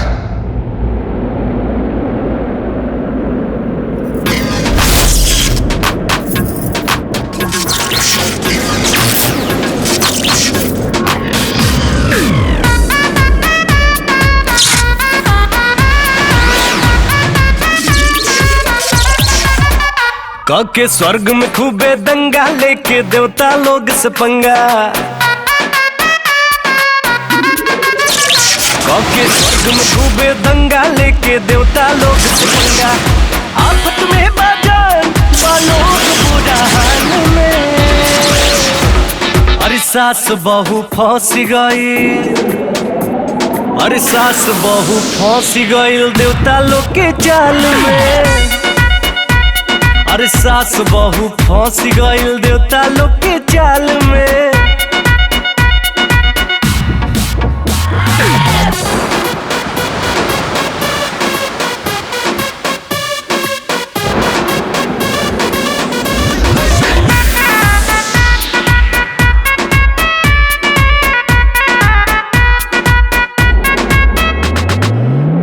बाटे आज सब न बाटे तैयारी। सास बहू के ऊपर आज देवता लोग बा भारी। स्वर्ग लोग पड़ गइल फड़ा में। सास बहू बाटे लोग खतरा में। लागल सब देवता लोग कमाल में धमाल में। अरे सास बहू फंस गइल अरे सास बहू फंस गइल देवता लोग के चाल में। सास बहू फंस गइल देवता लोग के चाल में। ए सासू जी, अरे बोल पतोहिया बोल। देवता लोग बाजी मारी का, सास पतोहिया अब हारी का। अरे ना रे पतोहिया, ई बात पूरा स्वर्ग लोक पर चार होई। आ सास पतोह से देवता लोग के हार होई। कैसे जी ओ कैसे जी? जे आफत से दूर भगावे पवन सूत ऊ नाम कहावे। अरे हाँ जी, बोले बोले बजरंग बली की जय। संकट कटाए मिटाए सब पीरा, जो सुमरे हनुमत बलबीरा। जय सिया राम जय जय सिया राम, जय हनुमान जय जय हनुमान। संकट कटाए मिटाए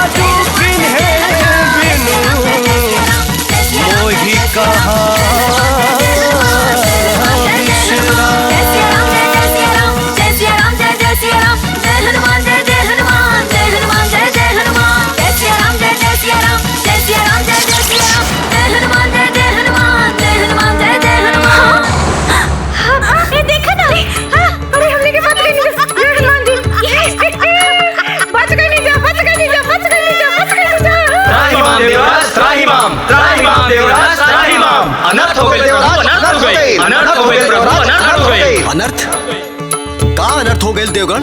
कदाचित जौन संभव ना रहे वो संभव हो गए देवराज। अर्थात वो दोनों साधारण मानव नहीं थे प्रभु। ये कैसे प्रतीत भइल? हमनी के शक्ति के प्रभाव भी वो सब पे असफल हो गई। कहीं ओकनी के लगे असुरी शक्ति तो नहीं थे। नारायण नारायण। प्रणाम देवर्षि। देवराज इंद्र, अत्यधिक चिंता के की आवश्यकता नहीं थे।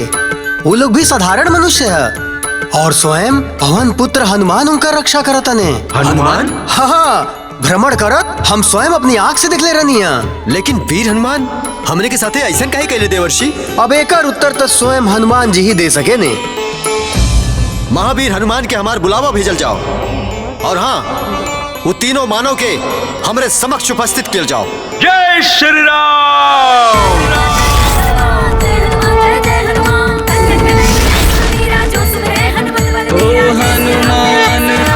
साक्षात हनुमान जी।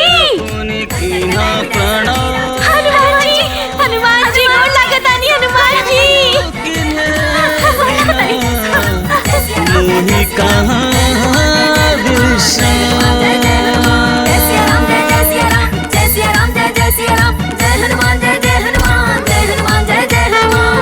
सब देवगण के श्री राम भक्त हनुमान के प्रणाम।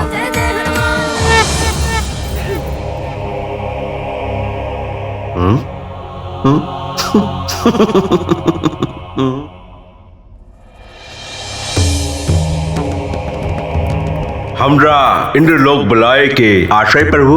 हनुमान जी, आज रहुआ ये ना समझ उपद्रवी और बुद्धिहीन मानव के कारण सब लोगन के देव शक्ति के उपहास उड़ौनी।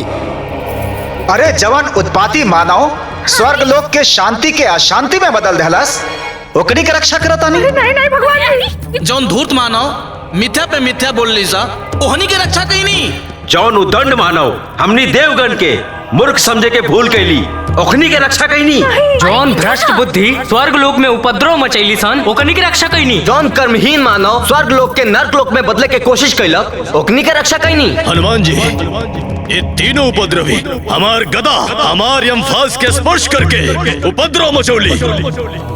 रहुआ ओकर रक्षा करता नहीं। मनुष्य हो के स्वर्ग लोक में अप्सरा के अपमान करनी सर।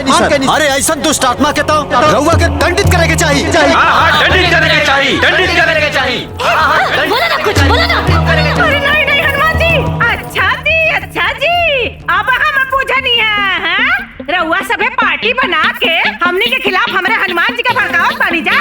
हाँ, ए इंद्रदेव जी, वाह वाह, बहुत बढ़िया। हाँ, ए इंद्र भगवान, रउआ हमनी के गलती तो हनुमान जी के बता दिले, बाकी आपन गलती भी बताई लोग। सुन ली हनुमान जी, के सच बा के गलत बा। हाँ, कबो हवा फेंकता लोग, कबो पानी फेंकता लोग, कबो आग फेंकता लोग। रउआ बताई ई कोनो बात भइल? एकदम सही बोलू हैं? ये सबे मिल के हमनी के मुआवे के कोशिश कर पालन त कौनो बात नहीं खे। हमनी के अपने हनुमान जी से मदद मांग लेनी त रउआ सबे में खलबली काहे मच गइल जी?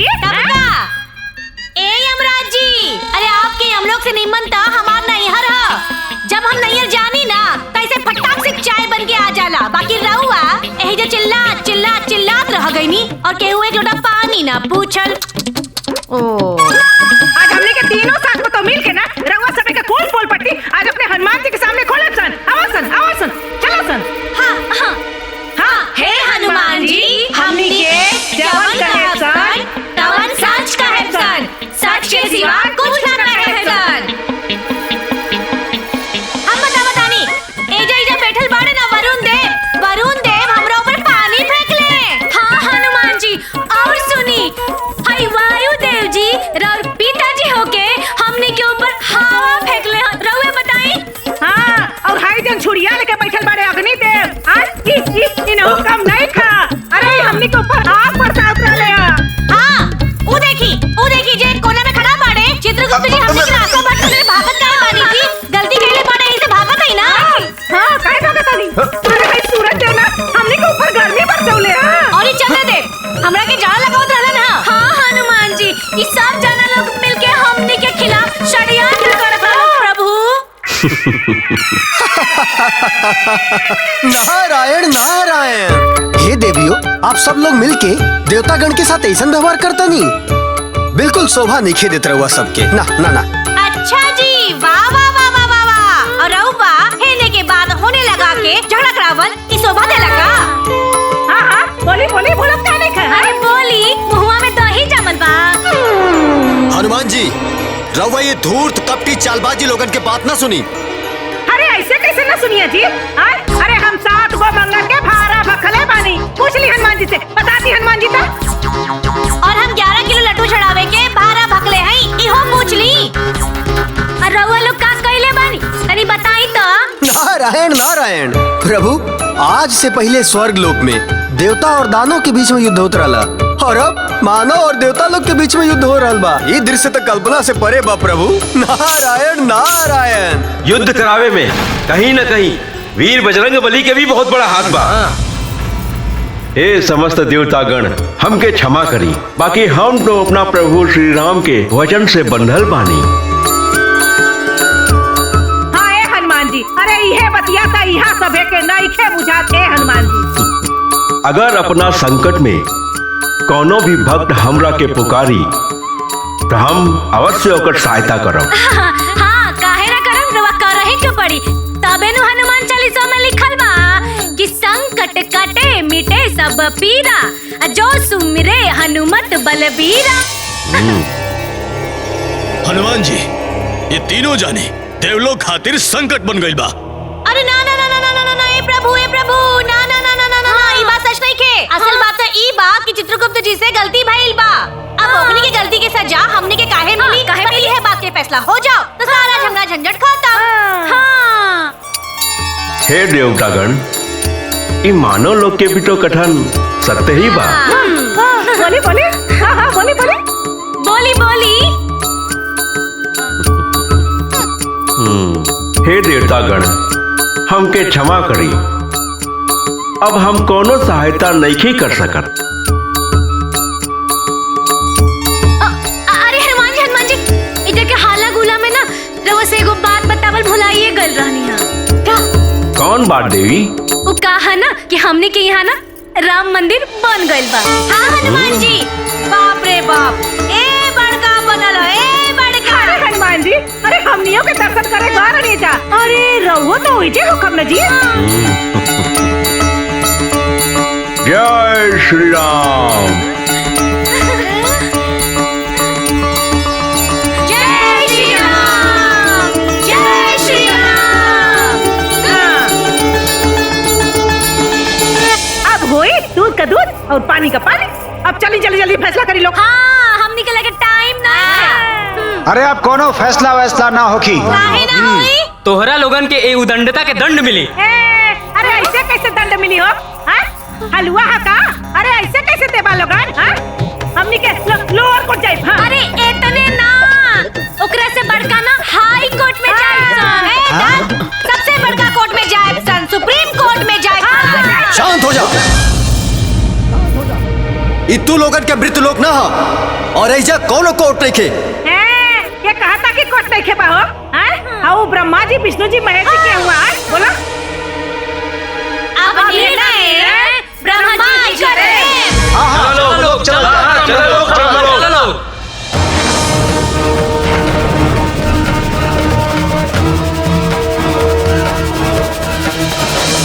ओम ब्रह्मणे नमः। ओम ब्रह्मणे। धीरे धीरे चल रहे। पिछोड़ पिछोड़ आग खा जाती। ब्रह्मदेव दर्शन दी, दर्शन दी, ब्रह्मदेव दर्शन दी, दर्शन दी, ब्रह्मदेव दर्शन दी।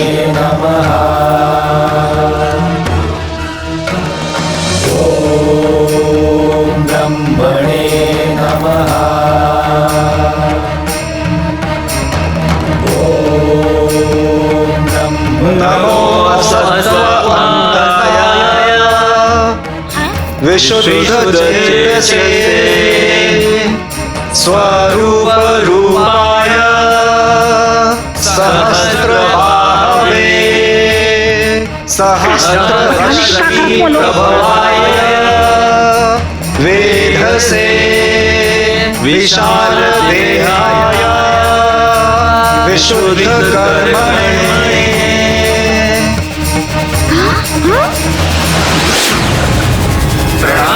महादेव।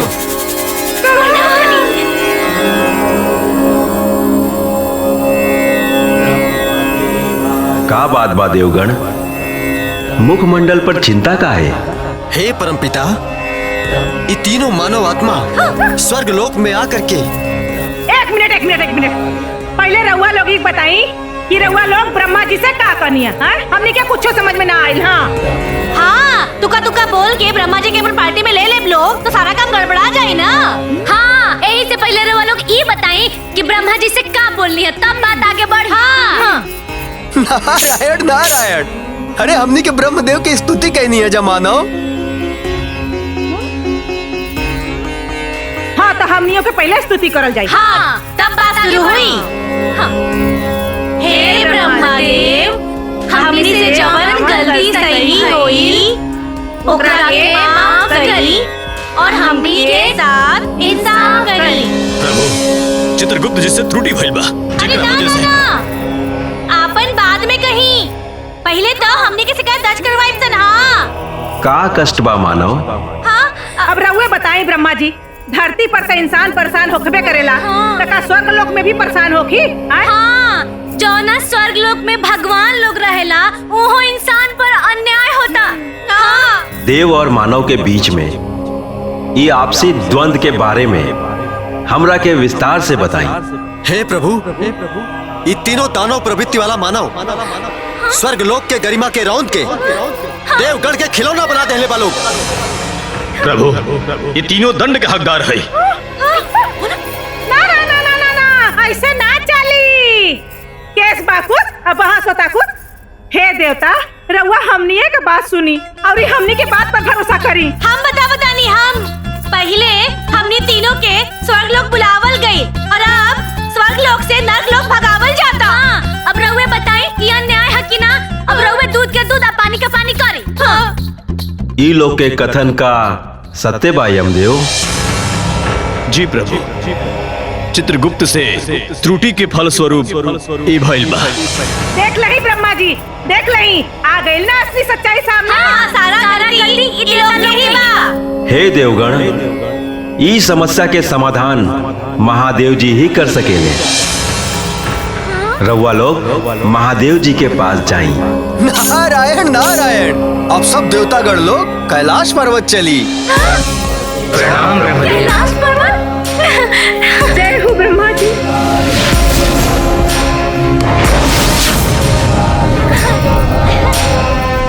चल गए ले।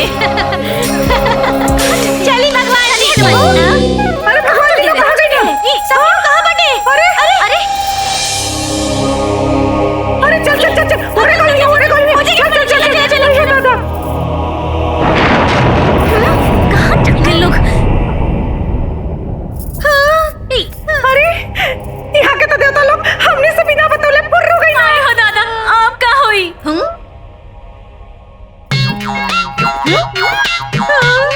कहीं देवता लोग शंकर जी के अपन पार्टी में ले लेता।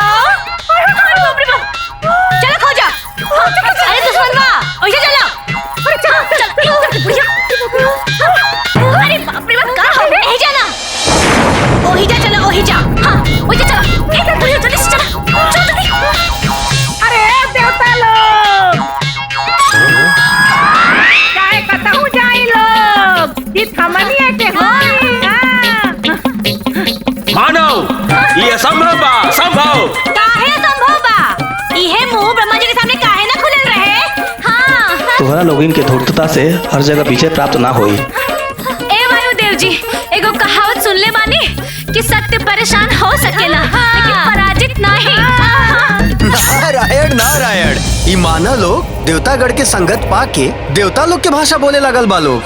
हे देवर्षि, हम बहुत मानव आत्मा देखनी लेकिन ऐसा मिथ्याभाषी और हठी न देखनी। हाँ हाँ, अब रउआ लोग हारा तानी तो इल्जाम हमनिए पर लादते हैं। ओसे कोनो बात ना। ए दुश्मनवा, भले नून रोटी खाएंगे बाकी स्वर्ग में जिंदगी बिताएंगे। ठीक है, ठीक है। भले नून रोटी खाएंगे स्वर्ग में जिंदगी बिताएंगे। ठीक है। हाँ।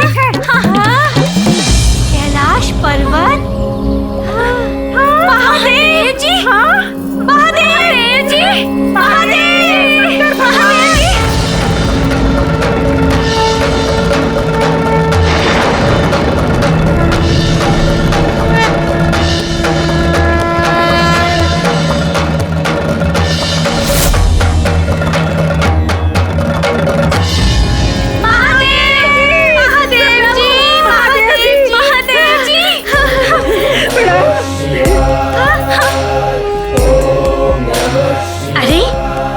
जी भी बाड़ी।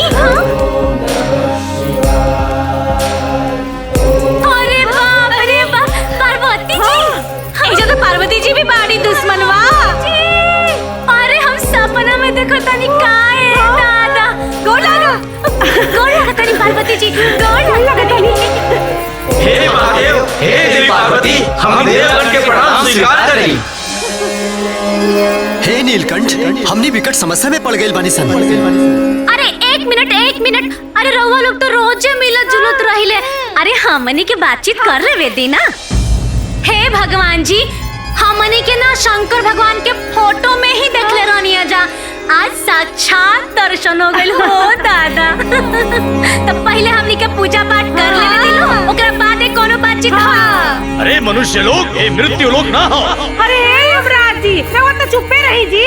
जी देवता होके पूजा पाठ में अड़ंगा लगावता नहीं। हाँ, ए इंद्र भगवान, अब ना सच्चे मन से हमने की पूजा में भाग ली बस। हाँ, नमः पार्वती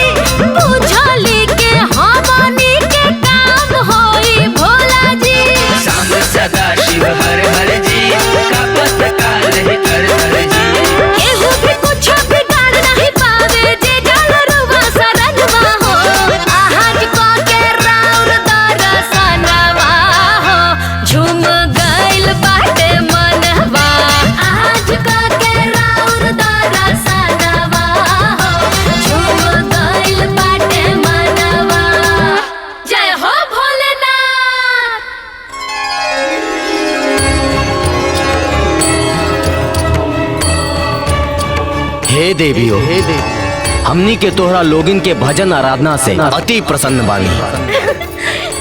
बोला बोला बोला, का चाहे तोहरा लोगन के? ऐसा मत करी, ना तो बहुत बड़ा अनर्थ हो जाए महादेव। काहे देवराज इंद्र? देवी पार्वती माँ, ये तीनों मानव पहले से ही यम लोक से लेके देवलोक तक उदंड मचा के रख ले बड़े। और यदि राव आशीष मिल जाई तो ये लोग तो हमारे सिंहासन हथियाले ही प्रभु। अरे नाना पार्वती जी, नाना, अरे हमनी के गद्दी पति कुछ का लालच नहीं के, ये सब लोग झूठ बोलता। हाँ पार्वती जी, रउआ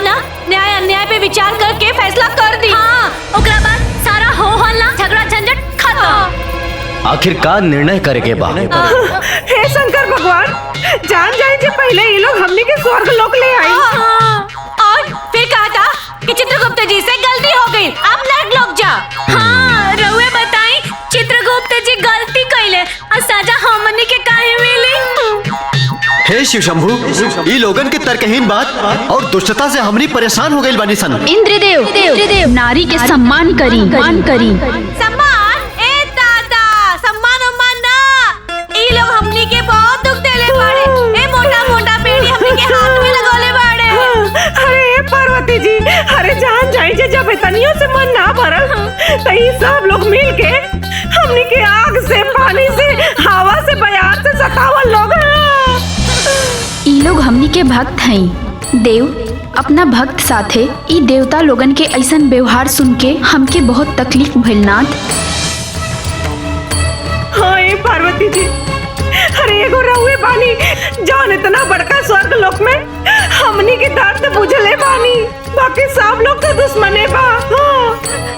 पार्वती जी जय हो, महादेव की जय हो। गलत करे वाला के दंड मिले के चाहिए महादेव, चाहे वो देव होखे या मानव।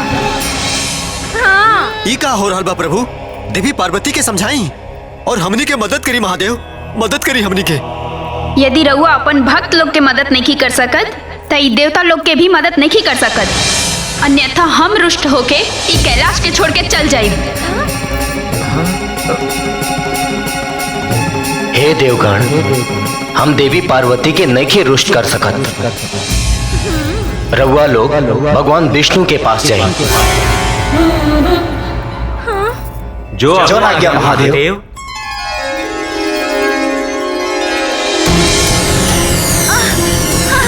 अरे भाई रे मैं,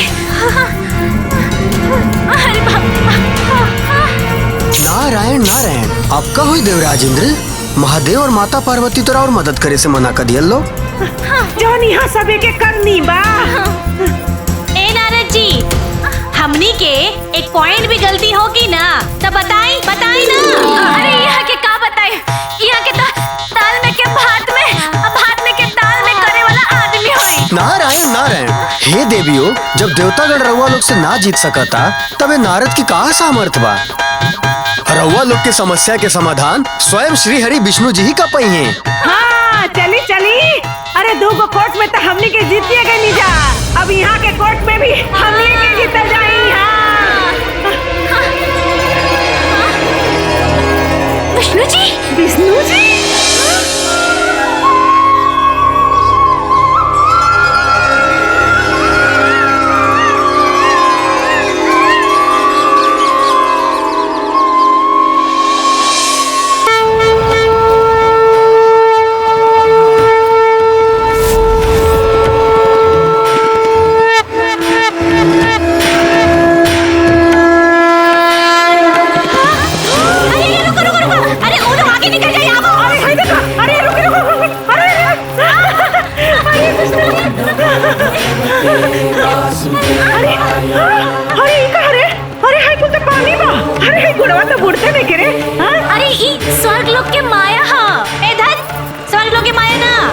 विष्णु भगवान की माया है। विष्णु जी, हे विष्णु जी, हे लक्ष्मी जी, प्रणाम।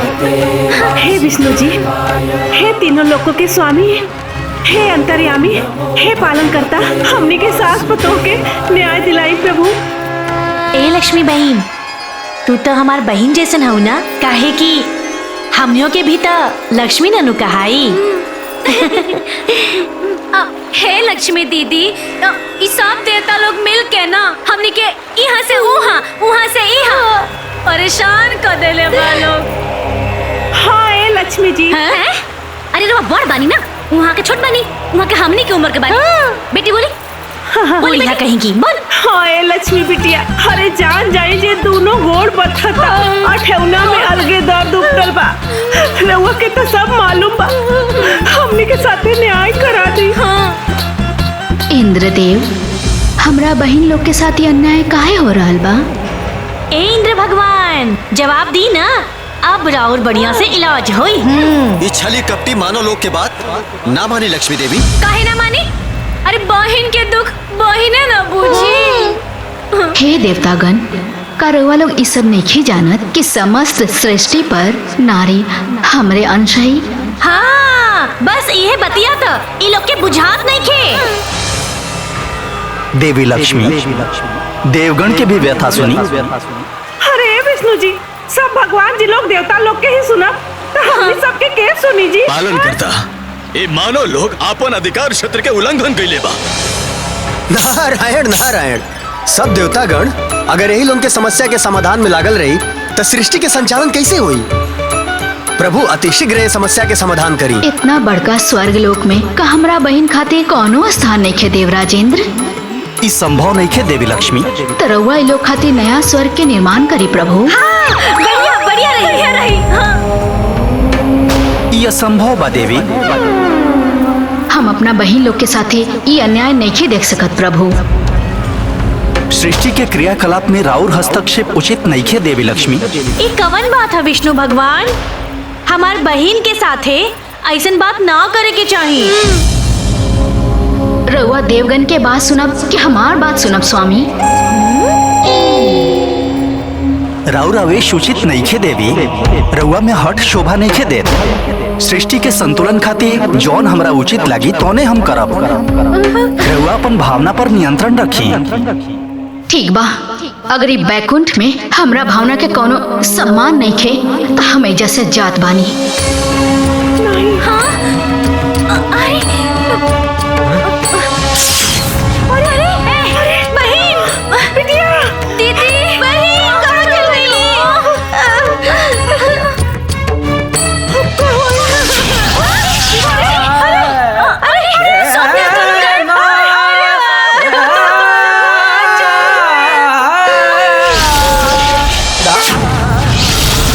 हे परमपिता परमेश्वर, हे पालनहार, हम तो बड़ा दुविधा भी पड़ गए बानी। काहे देवराजेंद्र? ई मानव के चलते देवी लक्ष्मी रुष्ट होके बैकुंठ छोड़ के चल गई नी। नारायण नारायण, देवराज राउर चिंता व्यर्थ बाटे। देवी लक्ष्मी कभी भी श्रीमन नारायण के छोड़ के जा ही नहीं सकेली। हे तीनों लोक के स्वामी श्री सच्चिदानंद भगवान हरि विष्णु, इस सास बहुरूपी कंकट से हमने देवलोक के मुक्ति दिलाई। इस स्वर्ग लोक के बचाई प्रभु।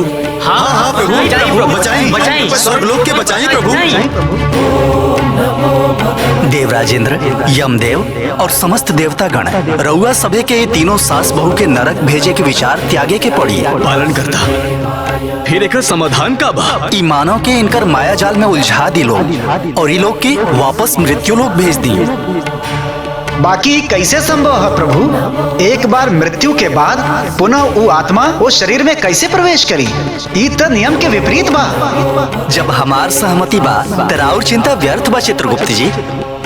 जवन आज्ञा प्रभु। हे महामाया प्रकट होखी। प्रणाम श्री हरि।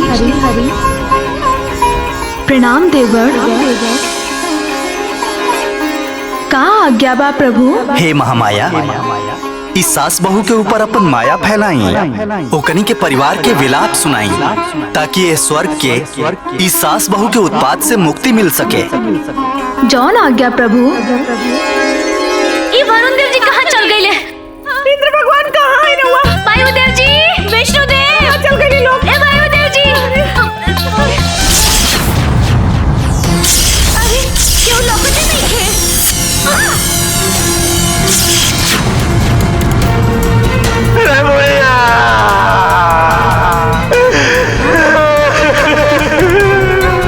हमके रोवे की आवाज आवता। अम्मा जी,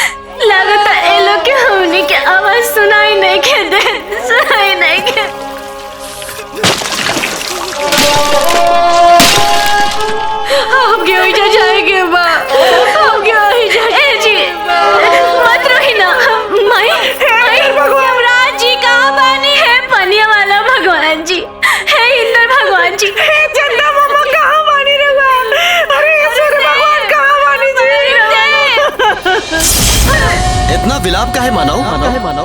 अरे रहुआ देखत नहीं अरे हमारे घरे का पुरानी लोग के तना रोता हमने के कितना चिल्लात बानी बाकी कोई सुनते ही नहीं के। नहीं यमराज जी ये लोग हमने के बात सुनत काहे नहीं के। देखी ना ये लोग रो रो के बुरा हाल हो गइल बा तो हमने के नीचे भेज देना।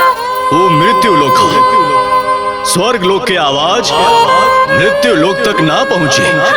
तो हमने के नीचे भेज देना। वो लोग की रावत नहीं की देख सकत भेज देना हमने के। हे इंद्र भगवान हमने के नीचे भेज दी। देखी ना ये लोग रो रो के बुरा हाल हो गइल बाटे। अब तेलों के शरीर के मुखाग्नि देवे जाता लोग।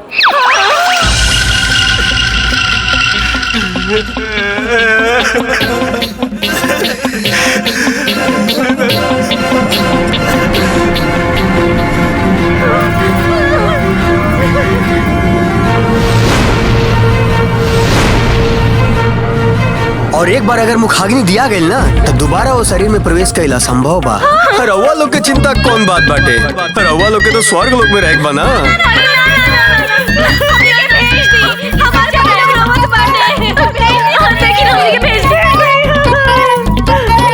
ठीक बा ठीक। हम तो हनी लोग के मनोकामना पूरा करा था।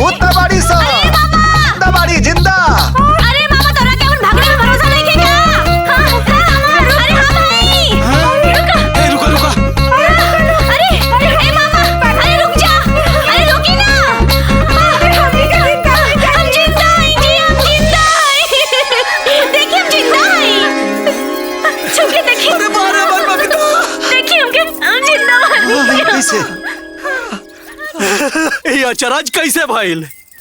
अरे बाबूजी हमरे खुदे न समझ में आता मरल जीव जिंदा कैसे हो सकेला? अरे हमनी के स्वर्ग से आवता नहीं संजी। हाँ, सब देवता लोग हमनी के प्राण वापस भेज दिया लो। बता बाजी हम सारा देवता लोग के अकेले हरा के यही जा गई। अरे करते हरौली रे स्वर्ग के सुख भोगे वाला बात क्या कल? ब्रह्मा और उसी से झगड़ा क्या कल? अच्छा उनारा बाजी के लगोले रहे और यमराज के गदा के उठाले रहे। दोनों कुछ न कर ले शुरू हो गई। सब हम कर रहे उ जमराज के जब फसवा के उठाले रहे। हां उठाले रही। हां जब फसवा भारी रहे कि गदा भारी रहे। हां ओई जब फसवा से तोर के मुआई डल रहती। बढ़िया पानी के उठाले गदा और फाड़। अरे शांत हो जाओ। अरे भगवान खातिर चुप हो जा लोग।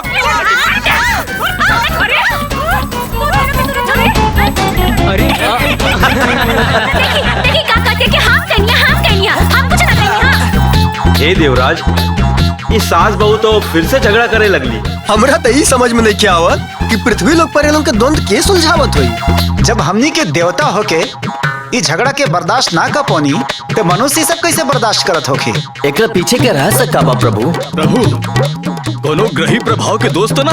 कहीं ऐसा तो नहीं ना कि सास बहू के रिश्ता में कोनो ग्रहण दोष लग गए? देवतागण, जिससे सुख दुख एगो सिक्का के दुगो पहलू होखेला, वही तरह इस सास बहू के रिश्ता भी एगो सिक्का के दुगो पहलू है और ओकरा में खनक तो होखबे करी। झूठी लोग, ये दोनों के दोनों झूठ बोलत हैं सन लोग से, लेकिन इनके कुछ ना करे सन। आज के हम ना छोड़ब, आज हम कह देते रहो से, आज के हम मुआ दे, हम आज ना छोड़।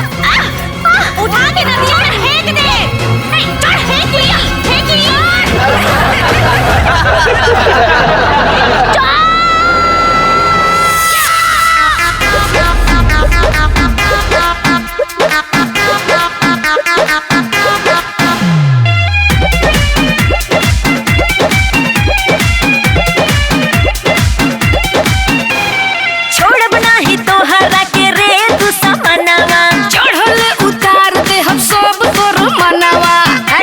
ज्यादा बकर बकर मत कर। ए चुप। अरे छोड़ बना ही तो हरा के रे तू समनवा, चढ़ल उतार दे हम सब तोर मनवा। आय अपन पावर बता दे, आ तो के पानी पिया दे, बुझले? तोहरा बोलिया से माथा सनक जाता, तोहरा बोलिया से माथा सनक जाता, तोहके देखते ही दहिया धनक जाता, तोहके देखते ही दहिया धनक जाता।